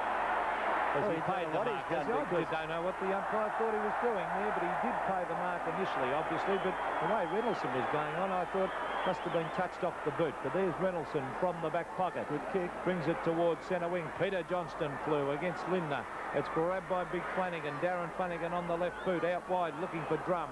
But Drum couldn't take the mark and it beat him over the line. Oh, don't use that. Drum got beaten over the line. That's a good gag. At the half-forward flank for Geelong, outer side of the ground. Geelong are trailing North Melbourne by only 4 points. Nothing in the game at all. Atkins can't get it. We'll see the boundary throw in once again. We've been playing now 19.5 minutes of the second term. McCann, Cleve doing the ruck work. Glendenning over the top. Smith got the kick for North Melbourne. McCann can't do a thing with it. The umpire still calls play on. Arceri pinches it out of the pack. He looks for a hand pass and finds Steele. Darren Steele from the centre wing area. Oh, well, beautiful football, Jonas. That was courageous football. Tremendous play, Peter Jonas on the left boot. And tell you what, if they get a goal out of this, they should mark it down to Peter Jonas, because McDonald's marked 30 metres out, almost directly in front. And that looked like being an easy kick to Flanagan, and Jonas chipped in across the front of him. That was great play. 8 kick to Donald McDonald now. That was great interception by Jonas, as Peter McKenna has told you. But Donald McDonald going for this shot for his second goal. Oh, his third goal. Donald McDonald, 30 metres out. Kick on its way. It's through for mine. The umpire said all clear, and North Melbourne move ahead of Geelong. That's 6 points further now. North Melbourne 7-6, 48. Geelong 6-2, 38 on Sevens Big League. Yes, and as I said, we'll have a look at this. Have a look at this in replay. Look, Flanagan about to take it. He should have attacked the ball, but Jonas ran at it, knocked it on, received it beautifully onto the left foot. He went a lovely pass. McDonald got a bad mark, and they should never move this kid away from full forward in my book. Every time we see him play there, he plays well. He's got a lot of ability. 48 playing 38. North Melbourne leading Geelong. Sevens Big League, the action. Now it's thumped towards Geelong's half-forward zone. Who's going to get there first? Jimmy Cracker rode it beautifully. Getting around the opposition. He kicks down toward the half-forward zone, looking for a teammate in Arceri. Can't find him as yet. McCann dives in, chips it out, taken by Boss. Boss straightens up and goes half-forward again, looking for a teammate. He finds one too. Cleve can't take the mark though, and it runs out of bounds. We'll see a boundary throw-in taking place on the half-forward flank for Geelong. On the outer side of the ground, it'll be 2 kicks from goal from there, Pete. Yes, that's for sure. 7-6 plays 6-2 as we see McCann against Cleve. McCann doing all right too. There's Damien Christensen on the right foot, hooking it back to full forward. Michael Passmore came out in front of Brownless on that occasion, but couldn't take the mark, and the umpire will bounce the ball about 30 metres out from the Geelong goal. They badly need a goal now, Jack, because their run, well, they played a great first quarter, but certainly North have been on top, well on top in this quarter, as we see Brownless get it straight down to Atkins. Atkins brings it back towards half-back, a one-out duel. No mark. Play on, said the umpire, is being tackled there. Number 21 is Yates. It's brought away from defence down towards Geelong's back line. Was taken there by Johnston over to Hoyles. Hoyles brings it back towards the centre of the ground. No one could take it. Eventually it's Steele hooking it back towards full forward. Out they come. Reynoldsson overruns it. Now it's a chance for McDonald as he charges in after it. Over to Arceri. Back it comes. A chance there for Peter Jonas. He gives a hand pass further afield to Spargo. A flying pot shot at the goals, and I think he's put it through. He has. A lovely goal to Paul Spargo. Good teamwork by North Melbourne forwards down there. Was Spargo snapping his second goal. North Melbourne 8-6, 54 now. Geelong 6-2, 38. You watch this on replay now. McDonald does the shepherding for Arceri. Arceri's hand pass to Jonas. He unselfishly gives it out to Spargo, and the snapshot is true. So it goes through for North Melbourne's 8th goal. The umpire indicating that, and we're back toward the centre now with Spargo on screen. The umpire bringing it underway once again. 54 playing 38, North Melbourne leading. Flanagan against McCann. McCann got that one, a big thump towards half forward. Over the back was Peter Johnson. He crashes his way through. He tries to bring it long. He's looking out there for Lindner. Johnny Law gets the bounce of the ball. A beautiful hand pass to Ross Smith. Smith runs towards centre wing and brings it towards Cracker. And this is Jimmy Cracker. Couldn't take the mark. Now he goes in after it again as Terry Bright made one of his few mistakes. Mick Turner gets it to Darren Morgan. Morgan with a little chip pass towards Damien Drum. Drum to Buse. And Buse runs down the ground. That's the way they've got to play it. Down towards Brownless. Up he goes. Ablett is out of definitely lacking a bit of match practice, as can be seen, as easily David Dwyer brings it away towards half-back to John Law. Law moves it toward the half-back zone. Big Flanagan comes out to meet it for Geelong. Can't quite get down to that one. It's tapped away. Oh, tackled too high. There was Andrew Hughes, and he must take the free kick. Now, he wouldn't kick the goal from where he is. He's a long way out for a goal. Is it Andrew Hughes or not? Drum. No, it's not. It's Damien Drum. So he's looking for a hand pass. Here he gives it to Big Flanagan. Flanagan had two thoughts then. He was going to hand pass, decides to have the shot toward goal, but a good mark taken in defence by McCann of North Melbourne. He thought of a hand pass too, can see a teammate and finds one too. Peter German. German going round the flank. Down towards Smith it travels. Ross Smith on the half-back flank area on the practice wicket side. Kicks down toward Spargo. Out in front of Hoyles. The ball on the turf in front of those two players. Spargo did well. He's running out of bounds on purpose, I would think. Turner appealing for the free kick, but the umpire said boundary throw in. North Melbourne 8-6-54. Geelong 6-2-38. On screen there, the two ruckmen, Fairley and Big Flanagan. And young David Cameron, you can't see him on screen, but he's warming up. There's a hand pass coming over to Fairley. That was from Peter German down towards half forward. It goes, a chance for Spargo. He gives it across to Jimmy Cracker. Cracker might centre this. He does centre it. He brings it back towards his brother Phil, and Phil lines up, bang, slams it through. Unselfish play, Jimmy Cracker, and North are well on top at the moment.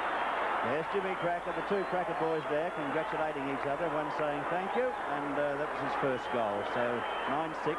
What are you saying, Pete? You watch this little kick round the side. It's a good piece of work by Spargo too. He got it over to Jim Cracker. He'll hook it across there and back into toward Arceri, but he didn't get it, and Phil Cracker picked it up and popped it straight through. Damien Drum is off the ground for Geelong, and coming on is the player I mentioned. There he is on screen, Damien. And coming on is David Cameron, a very young player for Geelong. Let's hope he does well. 9-6 plays 6-2. North Melbourne in front. And this guy has got on top in the ruck, in my opinion, McCann. McCann, that's his best position. I've said it all along. And McDonald have pulled forward. And they're trying to keep it that way tonight instead of shuffling them round. Michael Turner can't get it out. The umpires indicated a bounce in the middle of the MCG. 26 minutes exactly have gone now. The second term you're watching on Sevens Big League, and the double-header at the MCG Anzac Day 86. McCann again. Fairly taps it further afield. A chance for Hocking. Can't pick it up. Steals after it for North Melbourne. He's not far out from goal. He shoots toward the goal. And it's through. It's not there, I think. Yes, it's a goal. Kicked by Darren Steele. He looks very happy with himself as he kicks his first goal. And North Melbourne taking a bit of a grip now, Peter. North Melbourne 10-6-66. Geelong 6-2-38. Yes, and have a look at this on replay. It's knocked out. A little bit of pace there by Steele. Was able to get him away from Hocking. The long kick came down. Bright and Cracker flew. Look at that. They couldn't get their hands to it. It was Phil Cracker, and he's delighted with that one. He signalled a goal, and there's Darren Steele.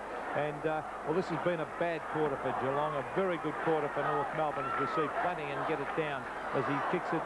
Morgan gets it towards half forward. Oh, it's dumped away by the North defence out to Ross Smith. They're really firing now. He kicks it wide. Spargo's been a good player. That's holding the man. It must be, because he punched it away cleverly and then was held by the jumper against David O'Keefe, and Spargo takes it on centre wing. Shaping up fairly well, isn't he, young Spargo? Doing quite a good job tonight. 8 kicks, Jack. And 8 kicks and used them well. Spargo going in toward the forward pocket area, looking for Jimmy Cracker. Didn't find him, though. Stephen Hocking took the mark.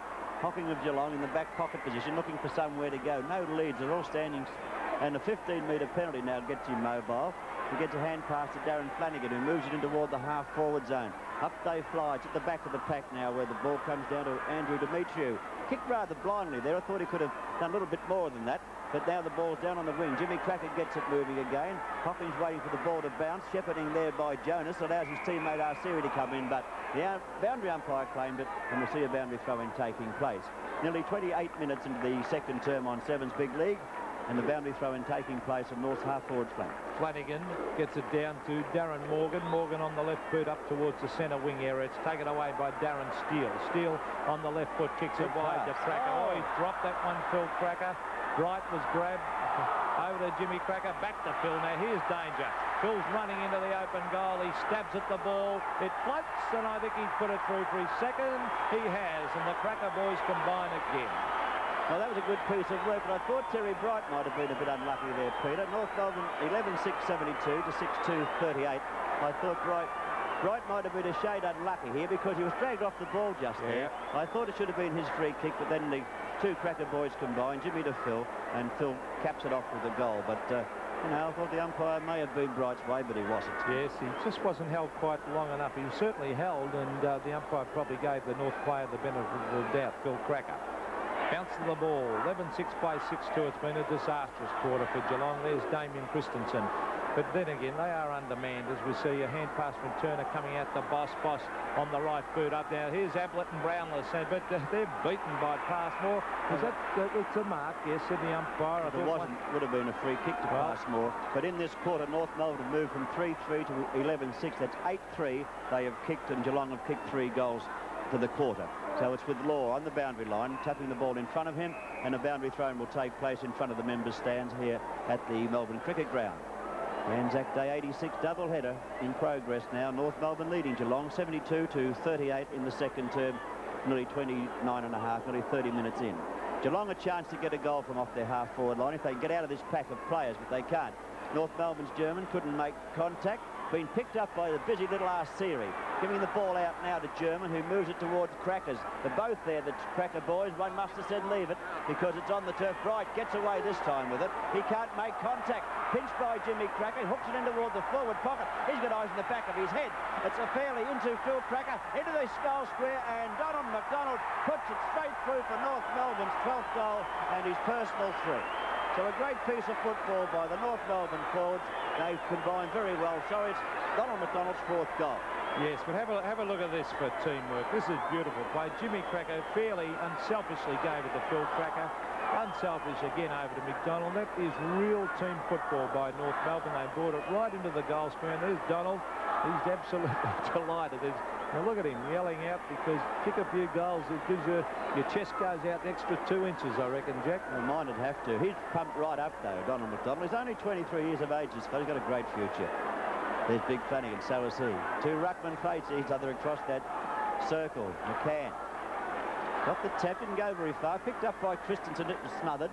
Forced out toward Glendenning and Cleve. Cleve tried to do the shepherding for Turner, which was partially successful. Turner gets rid of it. Smith comes in for North Melbourne, picked up by Buse.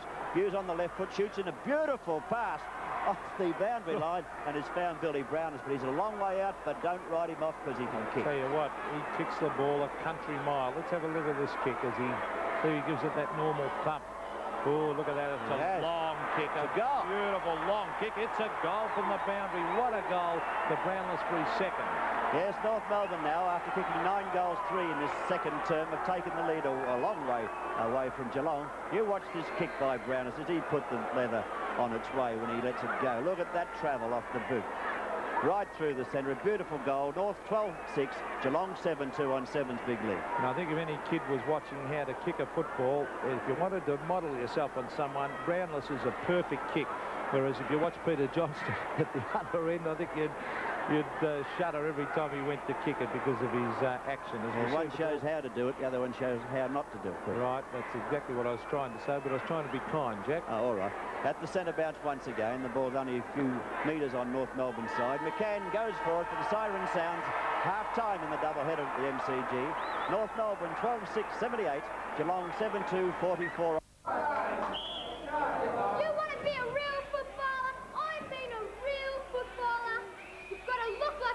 Footballer. You've got to go for the mark.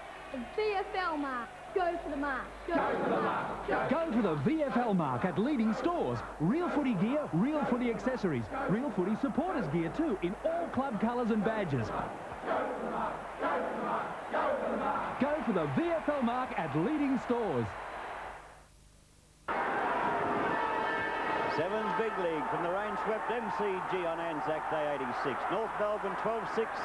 78, Geelong 7-2, 44 as the rain pelts down on the MCG, and North looking good so in the first half of the game. Jimmy Cracker playing this evening, as is Gary Ablett of Geelong. 2 last-minute inclusions in the teams, and North in the second term kicked 9 goals, 3 to Geelong's 4 goals to go away with a great lead of 34 points at half-time. And here's John Hoyles, son of ex-Footscray fullback Johnny Hoyle's same name. As we see Drum getting it down towards full forward. There's Gary Ablett having it punched away from him. A real surprise tonight to see Gary Ablett selected in, running out on the ground. We thought there's the right knee heavily strapped. 12-6 plays 7-3. Hasn't done much, but of course he's badly out of match fitness as the ball is brought away from fullback and the mark has been taken by David O'Keefe.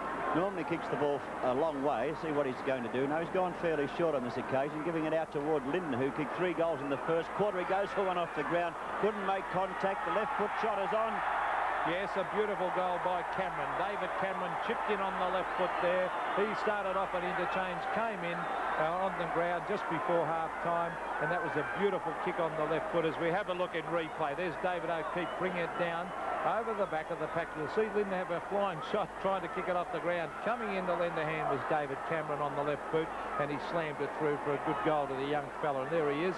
That'll give him a heck of a lot of confidence now to kick a beautiful goal like that. 12-6 plays 8-3, and Geelong need a few more quick ones, and the rain is pelting down here at the MCG. Yes, North got a good hold in the game in the second quarter, in which I told you kicked 9 goals 3 to Geelong's 4 goals. Now, we're only just over a minute and a half into the second term, and Geelong have started. So let's see if they can get another one. Glendenning there, can't hold it. Bit slippery out there now, Peters. Picked up by Glendenning. The left foot kick up toward the half-forward zone, and Hocking taking the mark for Geelong. Playing on quickly, hooks it around, looking for O'Keefe. He's under the ball, having plenty of time to take the mark. He's going toward the half-forward zone now. Driving with a good kick, which will be hard to mark up there. Be one for the Rovers, I'd suggest. Johnson couldn't hold it. Passmore's there, taken by Law. John Law, North Melbourne, getting the ball away. Now it's German. You're going for a bounce too. That's confidence for you. Putting it up toward the centre-half forward area, where it's been taken by Cleve, given away there and kicked by Reynoldsson to the half-forward zone. Up they fly, but no mark taken. Actually missed it.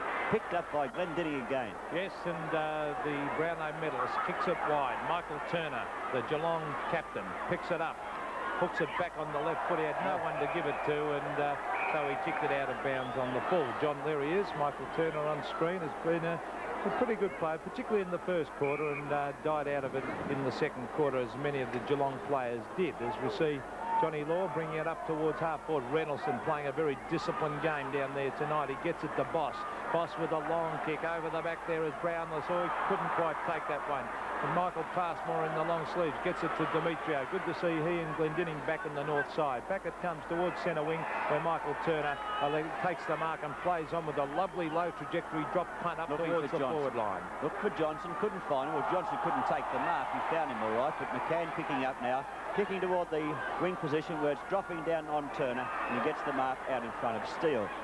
Michael Turner on the wing position members' side. The rain still sweeping across the MCG. Oh, he's going straight across the ground and found the big fella in Flanagan. Darren Flanagan did well early in the first quarter mainly. Well, he has played a fairly even game this evening. Flanagan getting the ball. Good kick up toward Big Brownless, who they pack flies high. They're hard to mark now, Pete, those overhead ones. Been shot out of the pack, taken by Dwyer. Given over Jimmy Cracker. Even he can't hold it. Pushed in the back. And he'll know the umpire's played advantage to Atkins. Atkins out wide. Paul Spargo was a good player in the first half here at the MCG. Spargo, he kicked 2 goals, in fact, in the first half of the game as he kicks it long towards half forward. Yates couldn't take it. Terry Bright has been an excellent defender. Boss usually runs straight ahead and straight at the ball all the time as Boss brings it towards Ablett, who flies in front. Yes. And he's taken a good mark. A lovely mark to Gary Ablett. He's got the wet ball. Let's see, he's going to play on now and go for the booming drop punt. He floats it. Oh, Brownless Shepherds. Is it a goal? Yes, a lovely goal to Gary Ablett. I was just about to say, let's see if he puts the full weight behind the kick. We didn't have to wait long to see that. He drove with that injured right leg, and then just a sign for Ablett out there. And you watch this now on replay. You watch, he gets up there, he balks.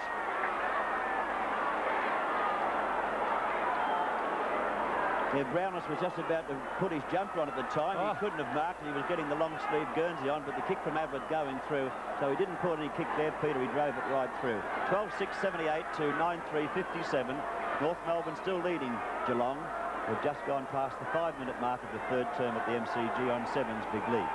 Great to have 2 of the champions of football, Glendenning and Ablett, back in the game, and that's where we want to see them. And Timmy Watson, the sooner he can get back players like that, it's great for spectators. We see German charging in after it on centre wing. Good play, Peter German, as he gets it to Arceria. Beautiful little chip pass out to Fairley. The lead has been made. It's a little pass up towards Paul. Who came across? One of the crackers came across there and got in the way. There's Terry Bright doing a wonderful job down there, but it's with Atkins. Atkins a ton of pace. Breaks away and goes for the long drop punt. It's floating and it's a goal. Lovely goal to Atkins, Graham Atkins, number 36, and North reply with a lovely goal. North Melbourne 13-6-84, 9-3-57 Geelong. Good goal kicked by Atkins on that occasion. He'll watch them on replay go. He's a fair way out from goal, as you can tell by the centre square, and he puts the boot right behind it, and it carries well. No one could get to it, and it clears the goal line quite easily, and North Melbourne's now 84 playing 57. So good goal by Graham Atkins. Some people love their football, Peter, don't they? Oh, gee, good luck to them too. And, well, full marks to all the people that are out there in the braving the elements, because it's cold. It's only 9 degrees Celsius at the moment as we see Jonas getting it down there. Oh, beautiful hand pass across to Jimmy Cracker. Onto the left foot he goes, down towards the goal square. His brother is there, Phil, does the shepherding, goes in after it. He's still got it, runs into a brick wall as Hocking was there. And in they come, and the umpire will bounce it about 25 metres out from the North Melbourne goal. North Melbourne a chance to score from so close a range. McDonald doing the ruck work, was beaten on that occasion, taken by Reynolds. The kick going toward the boundary line's been picked up here. It's a chance now for Hocking. Hocking can't get a hand pass away in time. Little Arceria picks up, but his hand pass finds big Flanagan. Flanagan chips one over the top toward Turner, but Glenn Dennings there. The boundary line might beat him though. No, he hooked it back. He's hooked it back looking for a teammate in Smith. Smith has been penalised. The tackle was too high on Turner, and he will take the free kick on the wing position. We're on the members' side of the ground at the MCG. Turner will be looking for Ablett, I think, at half forward. Ablett's leading across to the centre half forward position.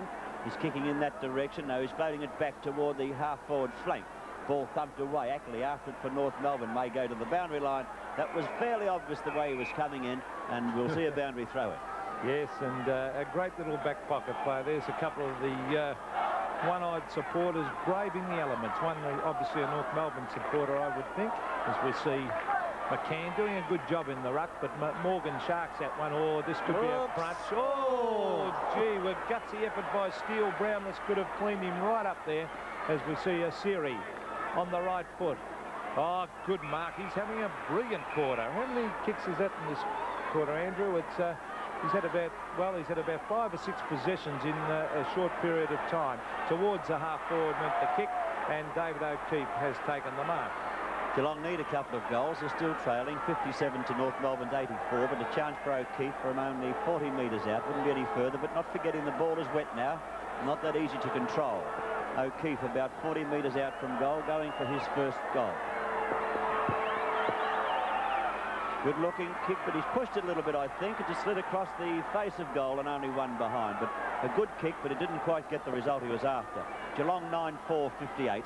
Well, they're not North far Melbourne out of it, 13-6-84. No, but the rain, Pete, I think might be there. Right, a couple of quick goals and we could have a pretty good game on our hands, but they badly need a couple of quick ones to, you know, just get that taste of victory. It's only 9 minutes gone, so there's plenty of time in the third quarter, and of course we've got all the final turn to go. So if they can get a couple of goals, as Peter McKenna has said, there's a real chance for them. The ball's going to be hard to mark.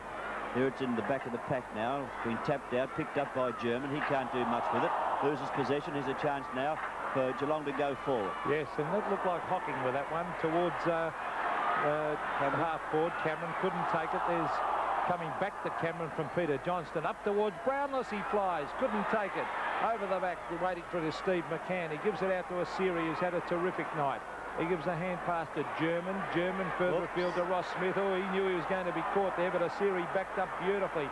Brings it back to the centre of the ground where the mark has been taken there by Craig Cleve. On the centre wing position, Cleve has it for Geelong. That Geelong forward line was fairly congested, and the ball was very slippery, as I have suggested. 15 metres will bring him a chance to find Ablett or Brownless. He's gone for Brownless. He can't hold the mark. They're going to be hard to hold up there. Lindner can't control it. We'll see a boundary throw-in taking place in Geelong's forward pocket. It's about 50 to 60 metres around from their goal where the ball will land. And as I said before, marks are going to be very hard to come by. Over the back of the pack. Chance here for O'Keefe. Played fairly well. Yes, he's done some nice things, David O'Keefe. He hooks it high. Now, here's a chance. Oh, Ablett went for the big fly. Play on, said the umpire. David Dwyer, his opponent, brings it wide. Now, here's a chance. Let's see Phil Cracker here. He's got it. Half-back flank. A little kick.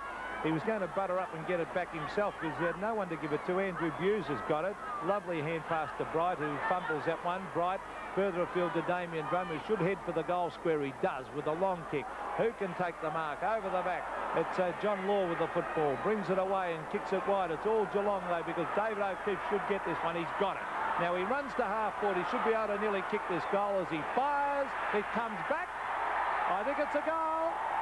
Yes, it's a goal to the Cats, and I'll tell you what, Jack, they're not out of this. No, they're not out of it at all, Peter. North Melbourne 13, 6, 8 and 4. Geelong 20 points behind on 10, 4, 64. North Melbourne, you watch this piece of work by O'Keefe. We did say before he's been playing well, and he picks this one up, gains about 10 to 15 metres, and with a good kick, and I mean a good kick under these conditions, he's found the centre of the goals to bring up Geelong's 10th goal. 5 kicks to David O'Keefe, and there he is on screen. David playing on the wing tonight. 5 kicks in a very good quarter by that particular player. There's McCann with a big knock away. And here's a chance. Boss was grabbed when he didn't have the football. The umpire said, play on. Now he elects to come in and bounce it. And the rain still not as heavy as what it was, but conditions very awkward for the players at the 7-minute mark, 12-minute mark, I should say, of the first quarter. Coming onto the ground is Stephen Hickey for North, and coming off is Darren Steele. And, well, it's a pretty tough night for Gary Ablett to come back, make his comeback game. And as we see, oh, this is good play by Geelong as Drum got it across to O'Keefe. Now, here's a chance for Ablett. Couldn't quite get to that one. Oh, he went in hard. Did he get past Moore? I think he did. Oh, boy. He's having a real dip. Mickey Fastmore doesn't look too good. I thought he may have run into the fence on that occasion, Ablett, but I think you'd have to hit him with a truck to stop him. There's the 2 16s, Brownless and McCann. Brownless wins out, got a hand pass toward the goals, but Passmore picks up and runs it over the boundary line. It'll be a boundary throw in Geelong's forward pocket area, but only about 20 metres away from goal. Geelong are only trailing by 20 points after being down 34 points at their half-time change. Here's a chance now. Oh, he just couldn't get away with it, Bruce Lindner. If it was dry, I think he would have got away with that one. There's Dimitro trying to crash his way through, and the umpire sensibly elects to come in and bounce it. But I hope the umpires let it go now under these conditions, Jack. I think they will, Pete. I think they will. They're umpiring fairly well. And talking to the umpires, we have Shane McDonald in his first senior game, and also John Russo. Lindner taps it back over the back. Boss gets it moving toward goal. North Melbourne's defence under a bit of pressure at present. Now they have to get this one away from here because Geelong are starting to gain on them. And a good tackle by Glendinning on that occasion in his comeback game for North Melbourne against Brownless. And we'll see a bounce taking place only about 30 to 35 metres out from Geelong's goal. But they picked up 14 points on North Melbourne so far, and North Melbourne's second term gained them the lead when they kicked 9 goals 3 to Geelong's 4 goals. Oh, Buse, left foot. Oh, good play by Andrew Buse.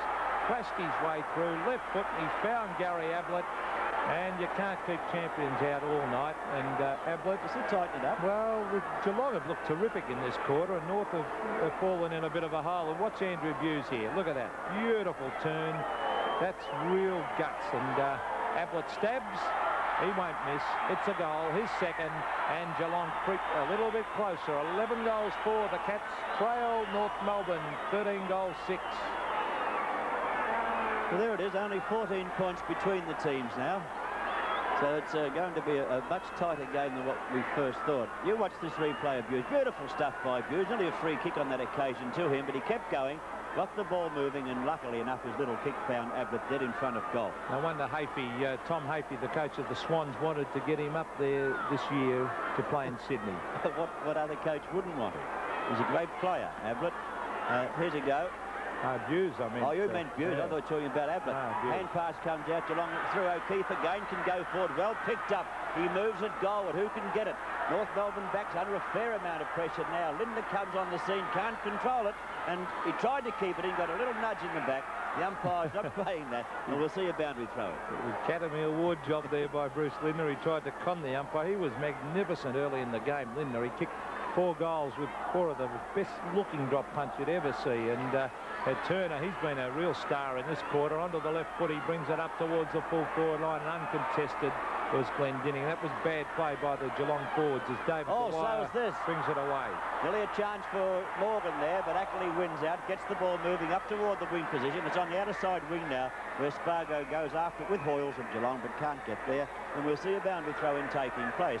Now, that could have been a real chance had Morgan been able to grab that missed kick by Ackley from the back pocket and get a goal, but he couldn't do so. Another chance for Geelong if they could move it forward. Atkins of North gets it out. Jimmy Cracker. A high ball right up towards the forward line. Above, nearly a good effort there. Oh, little O'Siri goes in after it. Phil Cracker's there. Take it away there for the Cats. Who's that? Mark Boss, it looked like, I think. No, it isn't. It's Hocking. It is number 41. Once that rain comes and they put the long sleeve jumpers on, many of them look alike as the blondes turn into dark-headed guys. As we see, there's Mark Boss now on the right foot. A high ball. Brownless. Oh, what a mark by Billy Brownless. Yeah, he had his back to the ball. What a mark. I'd love to see that one again. Well, we will, I'm sure. Here it is coming up now. You look at this one with a wet ball, not forgetting that. Look at that. Who said this fellow has got a future in football? Billy Brownless, fantastic mark, and I hope he can cap it off with a goal. He's already kicked 2. He can kick it the proverbial mile. What does he do with it? He puts it on its way. I think he may have missed. Oh, deserved a goal. Bad luck, son, but you'll get plenty in the future. What a great mark. It certainly deserved a goal. Scores in front of you. 13 points the difference in North Melbourne's favour. We've been played now exactly 17 minutes of the third term on 7's big lead. Ackley brings it to half-back. This has really turned into a contest now. That's a good mark to Billy Brownless. Gee, that's not bad. Well, I'll tell you what. Now, he is one of the longest kicks in league football. Let's see what he does with this week. Went for a torpedo punt. Didn't quite get onto it. Up to the goal square it goes. Kicked off the... Oh, gee. That was kicked off the ground, and that nearly went through. It was just forced through by David Dwyer. 2 goals the difference in favour of North Melbourne, and the Cats are looking all right. I think Brownless may have kicked that with a dry ball. Is Dwyer in trouble? Can he get out of trouble? Gee, looks like his dad. The more receiving, the more it looks like Laurie. The ball now kicked from the back pocket up toward the half-back flank position. Players set themselves in front. Brownless does a lot of work. He's not frightened to go out and try and get a kick. The umpire said a free kick North's way, and the crowd ironically give the umpire a cheer. Hickey with the ball for North Melbourne. Playing short in towards McCann. McCann in trouble. Strong enough to get out of it. Long hand pass. Goes to the opposition. Tapped down, though, to Atkins now. Atkins looking for somewhere to go. Gives it back to McCann. A hurried kick, not a good one. Straight up in the air. Should come to turf. No good football on that occasion by German. Back to Arsiri. Arsiri taps it on the turf. Moves it forward now. The kick off the side of the boot a little bit. But he's found a teammate, and the man with the ball is Donald McDonald. So he's out about 45 metres. Wouldn't be any more, and has 4 goals to his credit. McDonald is normally a good kick. That ball doesn't look as wet as I thought it could have been. Pete looks fairly dry in that shot, doesn't it? Well, it's that, I think it's those special wet weather ones they use in the night footy, Jack, the yellow ones. And, well, the ground is in such great condition that it doesn't take long for it to dry out. As we see McDonald, centre-half forward, stabs at that one. It floats. Hit the post. Floated away at the last little bit. And certainly, I think, usually you can score both ends here at the MCG pretty easily, but I think the wind is certainly favouring the end that Geelong is kicking to. 13-7, 11-6. North Melbourne lead. The kick, not a good one from the full-back position, but just before the boundary, shoveled out. That was defensive work on that occasion by O'Keefe, who's playing quite well. I reckon this fellow can be a good footballer, because I like the way he moves. Now, big Flanagan, I like this fella too. Big, strong, young ruckman. The ball down on the turf. Cleve can't get it out. In there is Fairley of North Melbourne. And we'll see a bounce taking place on the half-forward flank. In front of the members stand at the MCG. It's Anzac Day 86 in the second of the double-header. And North Melbourne leading 85-72. Right in front of the Melbourne members pavilion as we see Flanagan with a big thump away. But it comes to Ross Smith. Onto the left foot he goes. Cracker's there. Over the back was McDonald. Thumped it away to Arsiri. Arsiri lines up the goals. He stabs. It's a goal to the little fella, and he's having a great night. Yes, little Arsiri doing well. We've skipped the second goal now. North Melbourne 14-7-91. Geelong 11-6-72. Here's it. Jimmy Cracker was in the front of that pack. The ball chapped out to Arsiri. Did the roving where Cracker should have been roving. He was thinking of contesting the mark, but Arsiri did the roving, did it well, and was rewarded with a goal for North Melbourne. The ball now back in the centre. Arsiri on screen, and as Peter said, he's had a good night. Yes, there's Darren Flanagan. His opponent at the moment is Donald McDonald, geeing himself up because McCann's having a rest down at full court, if you call that a rest. There's Spargo on the left foot, up towards Fairley. Over the back of the pack is Phil Cracker. He's got it. Beautiful hand pass. Back it comes to McDonald. McDonald with a high ball up towards McCann. Yes. Was it a mark? Yes, said the umpire. It may have come off the Mendelson. He's not happy with himself. It may have come off his fingers first. I'm not exactly sure. I think it may have too, Peter, but Reynolds was having a few words to say, and the umpire, you watch it now closely. Mendelson had the front berth. Oh, I think it did come off Reynolds. He had the front berth, then McCann out-positioned him, so maybe he's paid the man in front. Stephen McCann, point-blank range really for him, about 25 to 30 metres out, no more. Ooh, he kicks it too. On its way it goes, and the umpire said another North Melbourne goal, kicked by Stephen McCann. North Melbourne, after McCann kicks his first, North's 15th goal, 15-7-97, Geelong 11-6-72, Sevens big lead. Well, let's have a look. Yes, well, I reckon it came off Reynolds first. Let's have another look. Up they go, hands. It's hard to tell. A touchy one. Could have gone either way, and the umpire elected to give it to the man who actually ended up with the ball, and that was Steve McCann, who has done a great job tonight in the ruck against Darren Flanagan. And centre bounce now, big Flanagan. Not favoured by that bounce, got there though. McDonald got the tap down, can't pick it up. In they go again, and the umpire, I think, will be forced to bounce. Little Andrew Buse underneath all that, and still in the centre of the ground with North Melbourne on 97 to Geelong 72. Big Flanagan rises high and got the tap on that occasion. Here's Cracker. This is Jimmy Cracker coming out of the centre of the ground. He brings it wide. Hocking goes back. Couldn't take it. Over the back is Steve Reynolds. Oh, gee, a touch of the fumbles there. Kicked off the ground by Arsiri.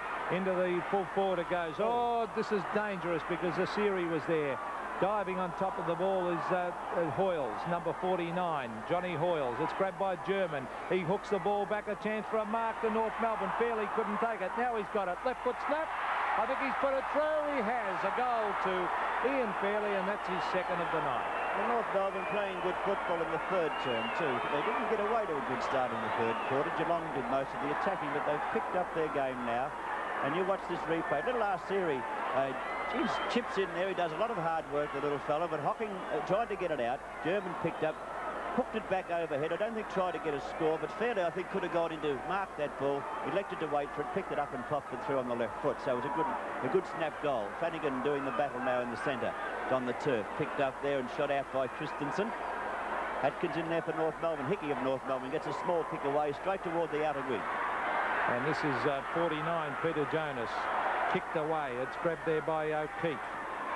Knocks it on towards half forward. Grabbed by Ackley. Ackley with a high floating kick towards the centre wing area. Oh, ducking back was German. Over the back is Mark Boss.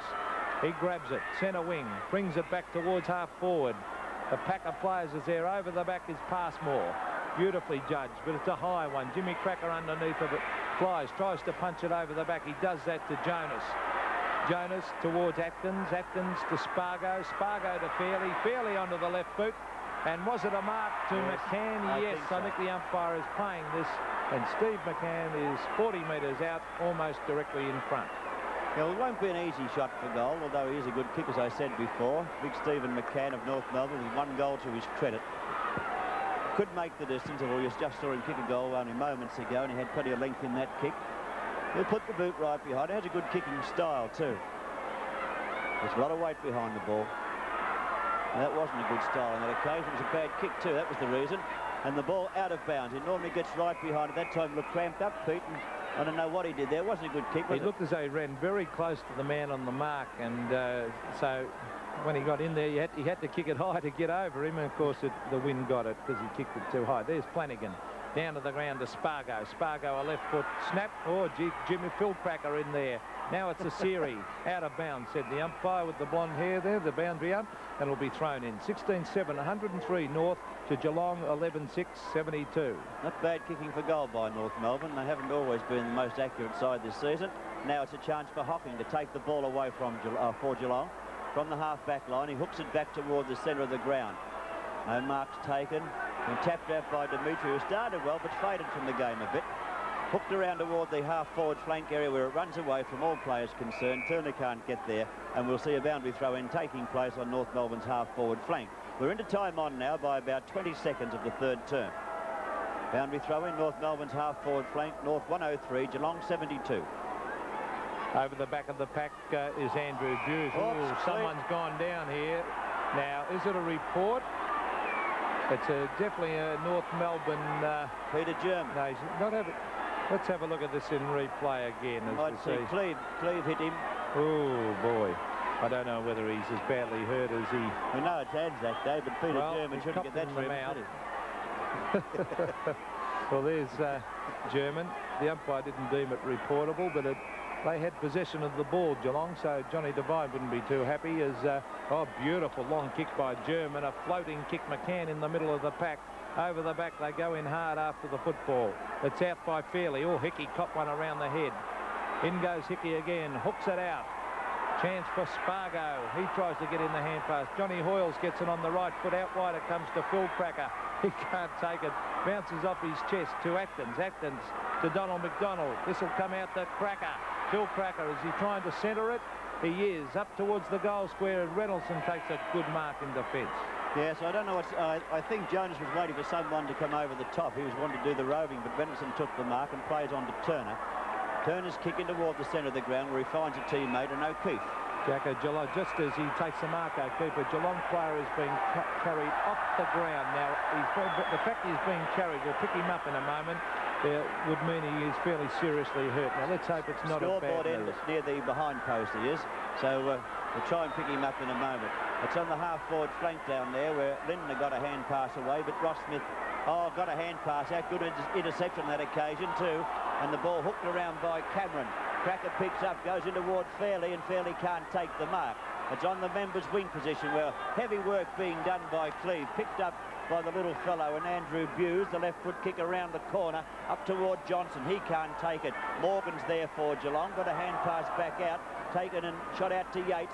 The hurried kick goes down to the half-forward zone where it's been kicked by Schultz, and the mark has been taken down there by Ackley. Well, I think it's Darren Flanagan down there, Jack. We might get a shot of him shortly, but here's Ackley with the ball, and what a great player he's been in league football as he brings it out wide towards centre wing. Number 45, who went for that one for North Melbourne, of course, is Jonas. Grabbed there by Yates. Towards half-forward, Johnston was there. Over the back is Law. John Law, a high ball off the side of the boot. Jonas again flies. His teammate coming in there was McDonald. Well done. Oh, beautifully hooked out. That was out to German. German off the side of the boot, but it's found Jimmy Cracker on centre wing. Onto the left foot goes Cracker. Up towards half-forward. Oh, gee, you could see a collision coming there. Michael Schultz, a handball. Oh, Hickey copped one. Play on, said the umpire, as it comes up towards McCann, who momentarily took his eyes off the ball, and therefore he lost it. No player in question now being taken around the boundary line. Does look like Darren Flanagan. Yes, it is. Young ruck when I spoke of earlier. That's bad luck because Geelong have enough injury problems now, but Darren Flanagan on the stretcher being taken from the ground. Spargo goes into the open goal and pops another goal through for North Melbourne. He has now kicked 3 goals in the North Melbourne total of 17-7, 109, Geelong 11-5, 72. Yes, and have a look at this on replay again. A big thump away by Steve Hickey, a beautiful thump away. In fact, as Spargo read that beautifully and put it through, but good play by Steve Hickey, and there's a bit shocking luck. Let's hope it's not too serious. He doesn't look well, but let's hope it's not a knee or a serious groin injury or something like that, because, well, they can't afford to have any more injuries, Geelong. He's in the centre of the ground is Michael Schultz, who will have to probably do most of the ruck work now that Flanagan is off the ground. We're nearly 29.5 minutes into the third term at the MCG. North Melbourne taking quite a grip on the game now. 37 points they hold over Geelong, and nearly three-quarter time. So this tricky ball, which is wet after the rain at half-time. Turner in trouble. He's caught in possession. The umpire said holding the ball, so North Melbourne will go back into attack through the boot of John Law. Law will put it up high, and I think the Rovers will come into play here. It's up high. Fairley's going to try and take the mark. The ball to turf. Chance picked up by McCann. He acted as a rover. The kick has been turned around too much, but the mark has been taken by Spargo. He hooks it over the shoulder, and she put it through again. He has so. So Spargo now In the space of 2 minutes, has kicked 2 goals, 4 for the evening, and North Melbourne moved their total to 18 goals, 7. Still good kicking, 1-1-5. Geelong 11-6-72. You watch this one by McCann. He moved like a rover, hooked the ball around. It's just run too far.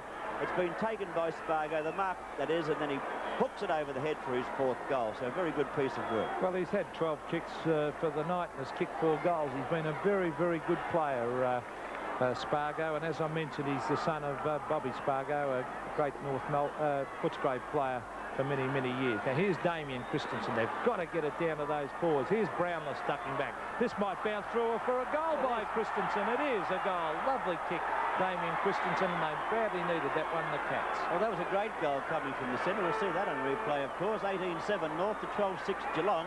That was a good kick too. He took the ball right from the square, picking up now, and still within the square, he let fly. He was only a few metres away from the bounce ring, and it's run through, beaten Brownless through, and a very good goal indeed, and it should be really a goal that would lift any team up. A great effort, Pete.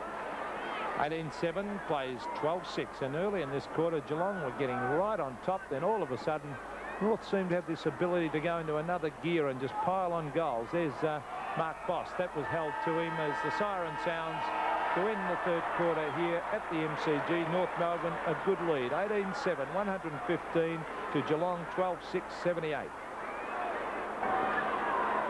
7 big league from the MCG. North Melbourne 18-7, 1-1-5. Geelong 12-6, 78 as we go into the final quarter. The umpires are John Russo and Shane McDonald having his first senior game. Geelong, unfortunately, towards the end of the 3rd quarter, lost Darren Flanagan, who went down in a pack and clutched at his knee, and we're just hoping, for goodness sake, that he's not seriously hurt, because Geelong's had enough bad luck. There's Michael Schultz, who came on as replacement down to Buse. A hurried kick, grabbed by Reynoldsson, over to Boss. Conditions here pretty good considering the amount of rain we've had. Hand pass out to Yates, who's had a pretty quiet night, but that's understandable. He's been out of the game for a very long time, Mark Yates. David O'Keefe had a tremendous 3rd quarter here, and oh gee, he's trying to get away with that one. He was a great player in the 3rd quarter for Geelong, but just when Geelong looked like getting on top in the 3rd quarter, they got to within a couple of goals of North, and then North just turned on the power again and went away. Yes, North kicking for goal in that 3rd term was great. 6 goals 1 to Geelong's 5 goals 4, so it could have been a lot closer than it is, but that ball thumped over the boundary line now. And in the final term here on 7's big league, 1-1-5 playing 78, North Melbourne leading Geelong. Now we see on the ground, Harris on the ground for North Melbourne. Peter, I notice, not on screen as yet. He is now nearly giving away the free kick, I thought. And speaking of the devil, he bobbed up and looked like he may have hurt his hand too. Well, I hope Glendinning is on interchange as we see Schultz bringing the ball down towards half-court. Let's hope he hasn't hurt that hamstring again. They're just resting him as a precaution as McCann takes the mark on half-back flank. Now, he's back in the ruck, obviously. He had a spell for about half of the 3rd quarter at full forward. Over the back of the pack, a chance for Peter German. He's got it on the left foot. He brings it towards little Marcus Seary. He's got it to, he's been a good player tonight as he gets it to Spargo, who has kicked 4 goals for North tonight. Hoyles is there, and Hocking. It's a hand pass to Schultz. Schultz to Cleve. Cleve has obviously been moved towards full-back. There was O'Keefe trying to take the mark. Grabbed by Harris. Darren Harris on left foot kick, a high ball. Nearly a good mark to Schultz. No, said the umpire. Grabbed by McDonald. Donald McDonald to Jonas. Jonas to Spargo. Oh, he overruns the football. Grabbed there by Hocking. Hocking further afield to Hoyles. Hoyles a short little chip pass to Andrew Buse. Andrew Buse now playing on from the half-back line. Broke the tackle. Got away on the left foot. His little kick goes in toward the centre of the ground, taken by Bosch. A good mark too. A good hand pass finds Johnson. Can't accept it though. It's up to the half-forward zone it travels and picked up beautifully too. Geelong coming in now. This is Damien Christensen receiving that one, and that was from Cameron. That hand pass, it's grabbed there by Passmore. Passmore down towards centre wing. Mark Bosch casually strolls after a beautiful pickup though. A little left foot one as he comes eventually to Morgan. Morgan into the open goal. The long raking left foot kick. Is it there? I think it is. A goal to the Cats by Morgan. Beautiful play by Geelong. Good left foot goal kicked by Darren Morgan. That's his 2nd goal. North Melbourne 18-7, 1-1-5. Geelong 13-6-84. You watch now on replay. The hand pass came over to Morgan.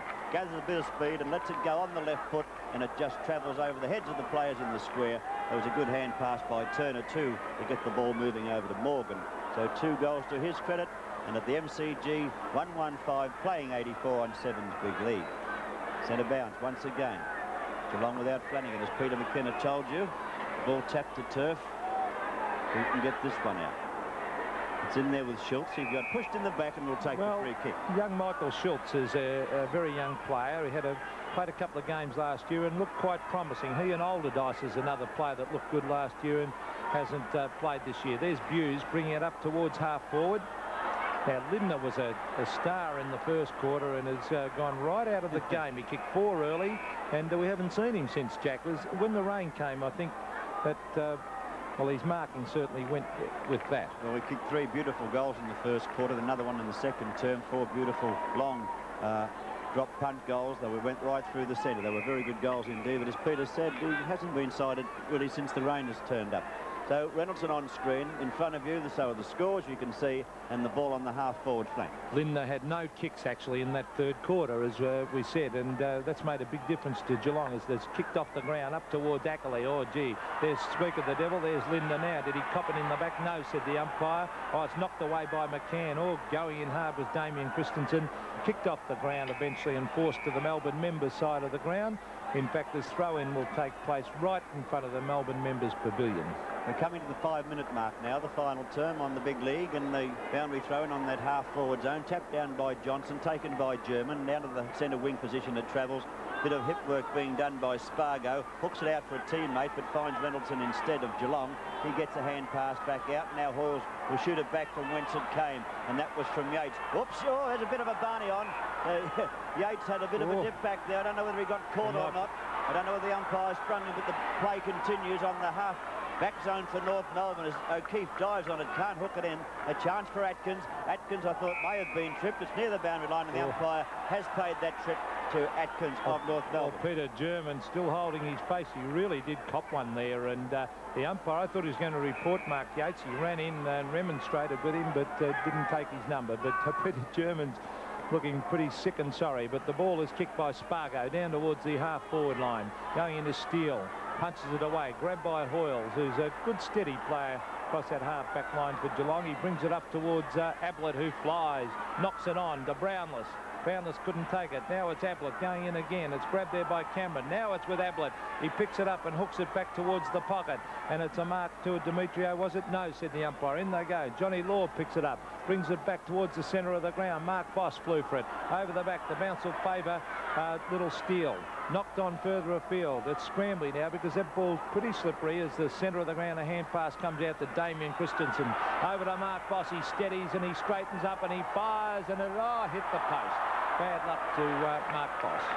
Only 1 point. The official attendance this evening being 40,117 people. The scoreboard showing 115 to 85 in North Melbourne's favour, and the time clock 6 minutes and 40 seconds into the final term. Steele sets himself to take the mark from the kick-in from the full-back position. Can play on now because his opponent has fallen over, and he moves the ball down to the half-forward zone. Fairly could have taken that one a bit better than I thought. Picked up by Reynoldson. He moves it quickly to Turner. Turner on the left foot swings it around into the forward pocket. He'll be looking for a teammate. Can't find one as yet, and we'll see a boundary throw-in taking place in a position between the forward pocket and half-forward flank for Geelong. Well, the good thing that'll come out of tonight's game for Geelong is the fact that they're able to get Gary Ablett back into the team and give him a match under his belt. He'll take a few weeks. He's a champion player, but everyone needs match practice, including the champions, and this will certainly help him. Here's little Marcus Seary and Darren Steele backing up. Steele gets the kick in, and he has put it out of bounds, and the boundary umpire said it wasn't on the full, so the throw-in will take place. Now, the runner, is that Arnold Bridus? I think it is the North there. There's Arnold, the ex-North Melbourne centre-half forward. He's centre-half forward in a couple of premierships too. Yes, good player was Arnold Bridus, and now keeping himself fit, running for the North Melbourne Football Club. Doing a good job too. Harris doing that ruck work with Schultz. The ball tapped out to the side. Oh, he got one there. Smithy didn't fancy that one too much. Arsiri up toward the centre-half forward area it travels.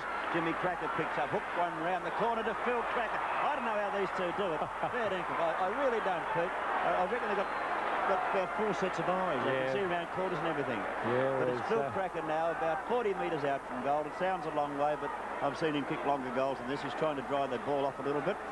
Phil Cracker going for this goal, and North Melbourne's 19, going for his fourth goal. No, his third goal. He's got it too. 3 goals to Phil Cracker, 19-7 North Melbourne, 13-7 Geelong on the big league at the MCG. Cracker magic, it says, and that's not far from the truth. Well, there's no doubt about that. Jimmy Cracker, he knew Phil was ducking back towards centre-half forward there, and he just hooked it back casually, and there was Phil. Yeah, so let's see if we can see that one that Ross Smith copped in the stomach here as we see it punched away there. Now, just watch closely here. Bang, he copped a short right from Reynoldsson right to the solar plexus, and that did not tickle. No, he went down very heavily on that occasion. That'd take all the wind out of the sails. North Melbourne leading Geelong by 6 goals, and 9 minutes have gone the final term, and Harris sets himself to do the ruck work. He's going to do the ruck work against Schultz. Got the tap too. Tapped it out toward the half-forward zone. North Melbourne in attack again. Well, here's Cracker again. This is Jimmy Cracker going after it. He slips over, but he's still got the football. Goes for the hand pass. Eventually it ends up with Fairley. Fairley into the open goal. He stabs, and he's missed 1 point. That was good play by Peter Jonas. He does a lot of work like that, tapping the ball out, doing the blocking, doing the shepherding. Jonas has hooked that ball out to Fairley going past, and it should have really been a goal North Melbourne's way, but the ball off the side of the boot a bit, and we see Bright playing on from full back now. Well, I agree with you on Jonas. He's not quick. Oh, this is good play by Cracker. Didn't quite get him, though, as it comes up. Oh, gee, Schultz has lost his boot also. Couldn't take the mark and the bounce to take place. But you're right about Jonas. He's one of the slowest players in the North Melbourne team, but by heck, he may suffer with his bullocking and teamwork. Does a lot of work. 6-1 North Melbourne lead by 10 minutes into the final term. The ball on the turf now. Reynoldsson trying to hook it out, can't do so. Players try to sock it. There's Jonas again, trying to sock it off the ground to get it moving forward, but he wasn't successful on that occasion, and we'll see the bounce taking place. But he normally does the blocking, he does the heavy work, and he throws his body in too. Although he's broken his leg twice, and I think that's had a big effect on his speed and his spring. Another pack forming up, play slowing down a little bit. Now it's got out of the pack, and North Melbourne moving forward. Yes, that is by Ross Smith up towards full forward. Coming away with the football is Cleve. Oh, chopped one in the back. No, said the umpire. Grabbed by Donald McDonald, straight up in the air, off the side of the boot. Reynoldson's got to sit underneath this one. He bumps it away. There's Schultz, a good hand pass to Yates. Yates getting it out wide with the skipper, Michael Turner. Turner onto the left boot. He kicks it out wide. Lindner from behind flies. Couldn't take it. Here's a chance now for Geelong to get it moving, as at the bottom of the pack was Cameron. Now it's with Lindner. Lindner looking for Morgan. Morgan back to Lindner. Can he kick his fifth? Oh, he copped one right in the mouth. And the umpire said too high. He copped it right in the round the nose region, I thought. I think that umpire was going to play holding the ball for a minute. Oh. I think he realised what Lindner copped, and he copped one a little bit too high. Peter did suggest, and the shot shows that. So Bruce Lindner, who we spoke of earlier, who kicked 4 goals early in the game, he's a good kick. Now the ball is wet, which we said. Now see how he can. I'm not saying it was a payback, but it was a different player earlier. But Ross Smith was copped one in the stomach approximately 5 minutes ago, Jack. Maybe he didn't know who hit him. Now Lindner, well, I said he kicks well. Just watch this one go. No, missed it. He didn't quite get that one, Pete, like he did early with the dry ball. No, he just had that, with a wet ball and a little bit further out, and tried to kick it too hard. That's exactly 6 goals the difference in favour of North, as you see David Ackley on screen. I think the players tonight could be happy to get off the ground, Jack. It was pretty cool. I look across at that advertising sign over there, and it shows it's only 9 degrees Celsius out there, so it's fairly cool. I suppose the players would be warm enough, but they're... A bit different to a few Saturdays ago when we were here and we watched that... I think we just saw a ball disappearing down there. A lot of kids going after it. I think the football may have gone to God. I'm not too sure. It's gone somewhere, anyway, because Ackley's waiting in the goal square for the ball. We saw all those kids disappearing down that race, down that race over there, and Ackley hasn't got a football, so we can't go on with it. So Ackley, who came from the Sydney Swans to North Melbourne this year, waiting patiently for a ball. Well, I was about to say, we can see in the distance, the viewers obviously can't see it, but in the distance down St Kilda way, there's a new ball comes on, but there is a temperature gauge there, say 9 degrees, and the other week we were here on that hot day, we saw it climb to 36. Yeah, it's a bit different, Peter, isn't it? Certainly a bit different. Now it's Ackley with the new ball going out toward the practice wicket area where Ablett flew high. Should have given away the free kick, really. Boss hooks it back between the legs, but North Melbourne defending now, and defending well through German. Fairley couldn't take the mark. Grabbed there by a Siri, who's been reasonably quiet in this quarter. He just lopes after it, Phil Cracker. Now, let's see what he does with this. A low trajectory pass. He's looking down there for McDonald in Spargo. It was grabbed by Cleve. Was that out? Yes, it was, said the boundary umpire. I thought it was, and we'll come back to that forward pocket area. But Phil Cracker, he does it casually, doesn't he? Well, his anticipation is such, Pete. He had about 10 metre start on the opposition there. He must have just read that ball coming down there, did it so easily. And he looks faster, I think, than he really is. But, oh, no, he's got a bit of pace. Christensen bringing the ball around the wing on the outer side. Now hooks it back toward the middle, looking for Ablett. Ablett right down through. He seemed to be balking all right on that knee, so he did all that all right, didn't he? Ablett got the ball away. He gets it over to his skipper in Turner. The kick isn't a good one, to say the least. It's over the line, over the boundary line on the foot. And it was touched off the boot, the umpire said, so a boundary throw. Well, this is what Ablett needs. He just needs 3 or 4 hard games of football before he gets back to his best.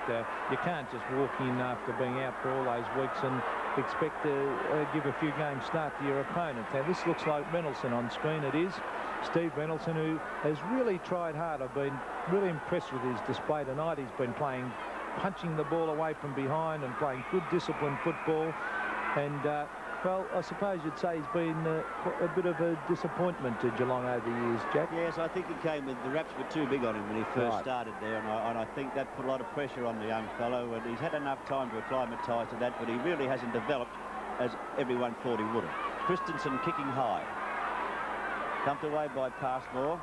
Morgan, or spoilt by Passmore. A good interception by Passmore on that occasion, forcing the ball over the boundary line for a throw in. So as the time clock disappears past the 15-minute mark of the final term, 19-8 playing 13-8. North Melbourne leading by 6 goals and Geelong in attack. McCann over the back. Left foot, a beautiful long kick. Jimmy Cracker at the back. How he ends it. No, oh, he nearly got it. Now he's got it. Oh, gee, unbelievable as he brings it back. Who's he looking for? It looks like Fairley coming out from full forward. He takes the mark. There's a pass on. Yes, the pass is on to McDonald. He marks. He is only... Oh, a bit of a punch-up going on here behind. Now, is that a report or not? No, said the umpire. A bit of a wrestle from Drum and Spargo. But here's McDonald, number 25. He's kicked 4. Now, he either kicks a beautiful kick or an absolute shocker. There's never any in between with Donald McDonald. Well, he has kicked 4 goals, Pete, so he's been on target tonight. He should just drive the ball straight behind him, not try and do anything fancy with it. He's only about 15 to 20 out from where he'll let the ball go. Oh, went over the post for mine. Yes, only one behind. He's missed it. It wasn't such a bad kick. He just pulled it that little bit. But he made good contact with the ball, but it was just off target. North Melbourne 19-9, Geelong 13-8. You're on Sevens Big League, the doubleheader at the MCG. Now the ball kicked in by Bright. Boss can't take it. No mark from McDonald for mine. Oh. The umpire said yes. Pass across to Harris. O'Keefe on the mark. It could be 15. No, said the umpire. Harris normally a very long kick of a football. That is no exception. It's a high one up towards full forward. Punched away by Schultz. Didn't attempt to mark it. He gets it out wide to his skipper in Turner. Turner under a lot of pressure. Gets in the hand pass to Buse. Was that in the back to Smith? No, said the umpire. The throw-in will take place about 35 metres around from the North Melbourne behind post. Scores in front of you. 17 minutes into the final term. Jonas couldn't make contact with that one. Picked up by Christensen. The hand pass comes out to Hocking. Hocking of Geelong on the left foot in toward the centre, looking for Bright. Bright up, free kick on that occasion against David Dwyer, and it's Ablett who will take this one. I thought it was Bright coming downfield, but it's Ablett. Long way out, isn't he? He's right down, he's right on the centre wing now. Kicked that one all right. Puts it up toward the half-forward zone. Oh, it could have been a free kick to Brownless there. He was sort of shepherded out. Yes, it was. He was shepherded out by Passmore. Well called, Jack. You picked it up. Yes, the umpire did too. But now Billy Brownless is right back there. That line is... You watch that. He was shepherded out by Passmore. Yep. And the umpire was quick to see that. And he's got the free kick now. He's just inside of the playing area, away from the square. He's let go with a big kick, but it's off target, still in play. North Melbourne actually. Well, that was deliberate. Straight to the boundary line. Yes, I'm sure it was. Definitely deliberate. I don't know why they don't. I don't know why they don't pay free kicks for that, because he made no attempt to hook that back into play then, Ackley, but still it won't make much difference to the game at this stage as we see McCann with a big thump away.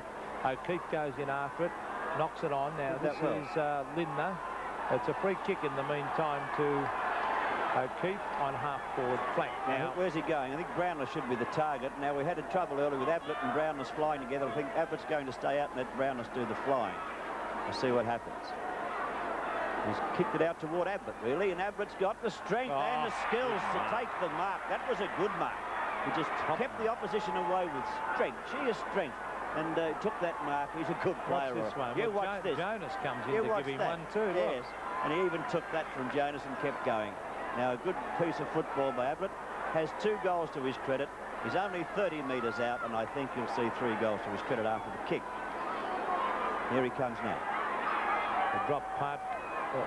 Hooks it slightly. Now, did it come back? It did, said the goal umpire. Good effort by Ablett in his comeback game. 3 goals, and as I said earlier, the scores have moved on to 19-9 North Melbourne. Geelong 14-8. But this will do him the world of good, Jack. I'm sure you'll agree. You watch this mark. David Dwyer wouldn't be the strongest player, but I tell you what, the fellow who came in to meet him, Jonas, is no slouch when it comes to strength, and he took the mark, a strong mark indeed. He's a great player. I only hope that knee comes back 110% because it's good to see him in the game. I'll say it is. You can't afford to lose champions, and the whole crowd buzz it. When you get a player like Ablett, you can feel the atmosphere when he goes near the ball as the crowd gets really excited. As we see, Harris was in there. Now it's Darren Steele picking up the football. He goes for the long kick. It's a long floater to a series. Ducks back, but the mark is taken by Buse. Buse on the left foot going in toward Turner again.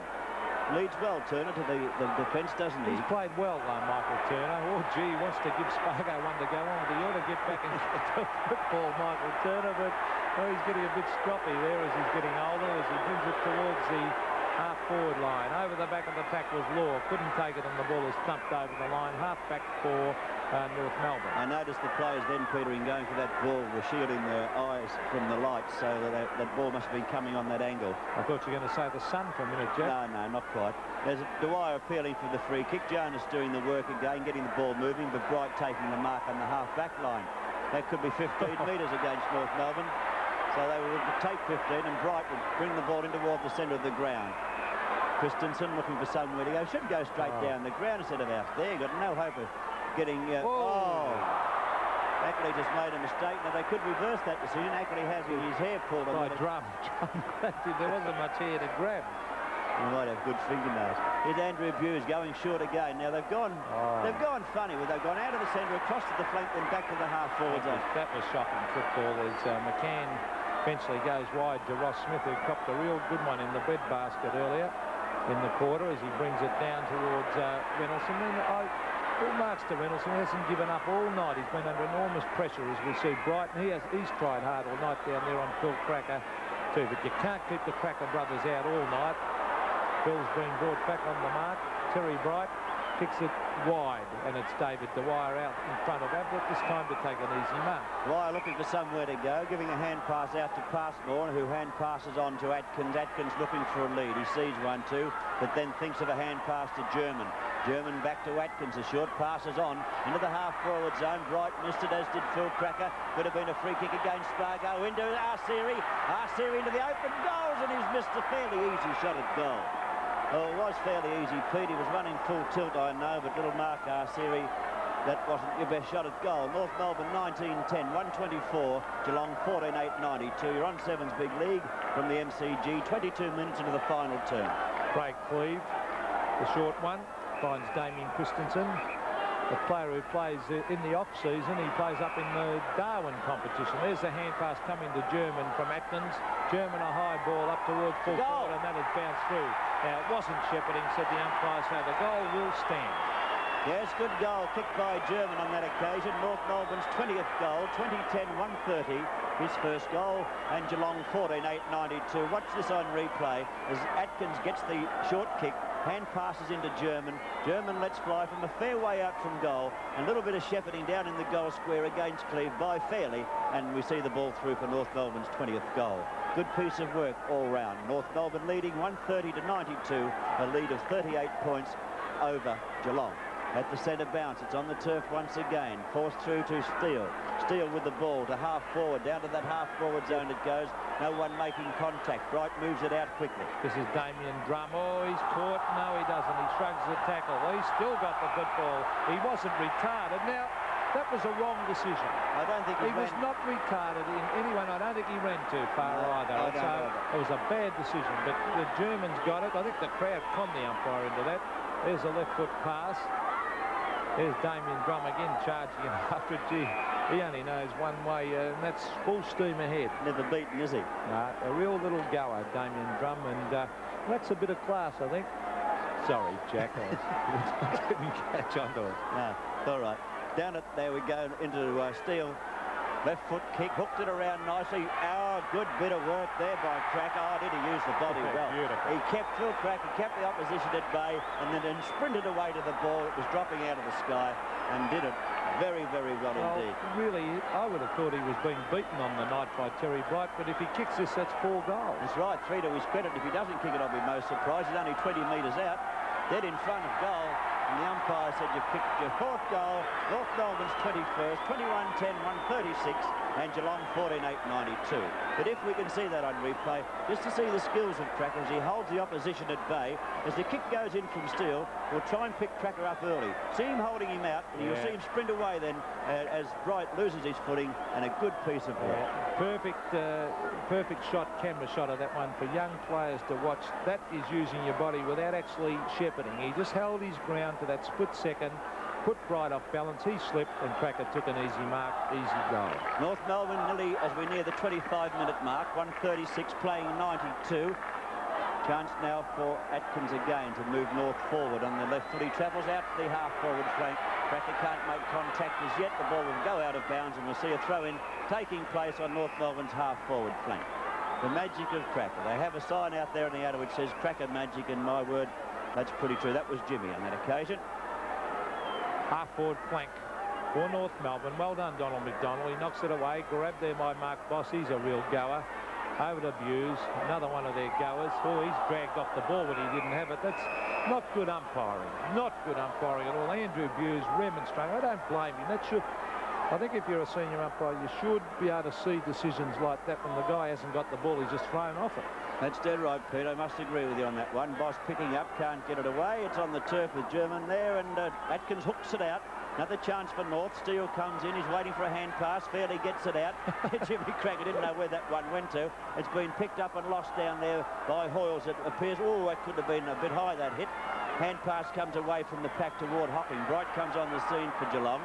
Gets around a tackle by... No, he didn't. Sealy actually hit him in the face, so the umpire said that's not on. And Bright will take the free kick and go out wide. Out toward Reynoldsson travels. He's on nearly centre wing now, getting up toward the wing position, very close to the boundary line. In fact, the ball's nearly over the line now. Johnny Law after it might run it out, and that he does. And he's not too concerned about the ball being out of bounds, but he got a free kick for his effort. Yes, and I think he got a bit of a shock as he got up and realised he'd received that, but Law brings it down towards half-forward. Still trying hard there is Mark Boss. Over to number 4, Terry Bright, to Spargo. Spargo on the left foot, finds Jimmy Cracker, and he gets ridden into the ground. Is it 15? No, it's not. Now, Jimmy, and he gets a pat on the back from his brother. Every time one of them does something, the other one comes in to just give a bit of reassurance and a pat on the back, and it's certainly, they've got a bit of brotherly love between them. There's Jimmy, fires at the goals, and he slams it through for his 2nd goal of the night. Another goal to the Crackers. That's 6 between them, I think. At this stage of the game, North Melbourne 22 goals, 10, 142, building up a good score now, and Geelong 14, 8, 92. Well, Jimmy Cracker, he hasn't been outstanding tonight, but he's had 18 kicks as we have a look in replay. Paul Spargo, he's been an excellent player. And how many handballs? 5 handballs, Andrew. Yes, there's Jimmy taking the mark, and it was a beautiful kick. And, well, as we said, you just cannot keep them out of the game all night. Now, they're great to watch when they are at their best. Kicked hurriedly out by Christensen. McCann back into the game for North Melbourne. Kicking high, hard one to take. Bright trying to get in to take the mark, can't do so. It's being held, I thought, there by Cracker. Now Jonas on the scene. The left foot kick will get this one up towards the square. Now he's gone a hand pass in towards Spargo. It travels and he puts it on its way, and another goal to North Melbourne.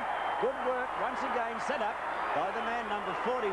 Good work set up there by Jonas. But Spargo kicks his 5th goal, and North Melbourne moved to 23-10, 148. Geelong 14-8, 92. Well, and as we have a look in replay, there's the Phil Cracker. knocking it on. Beautiful football by Phil Cracker there as he got it onto Jonas. Jonas a hand pass over the top to Spargo, who in the young kid has kicked 5 goals tonight in a very good display. But you can't help thinking that Northall could be further improved too. You've got to realise Glendinning's on the bench.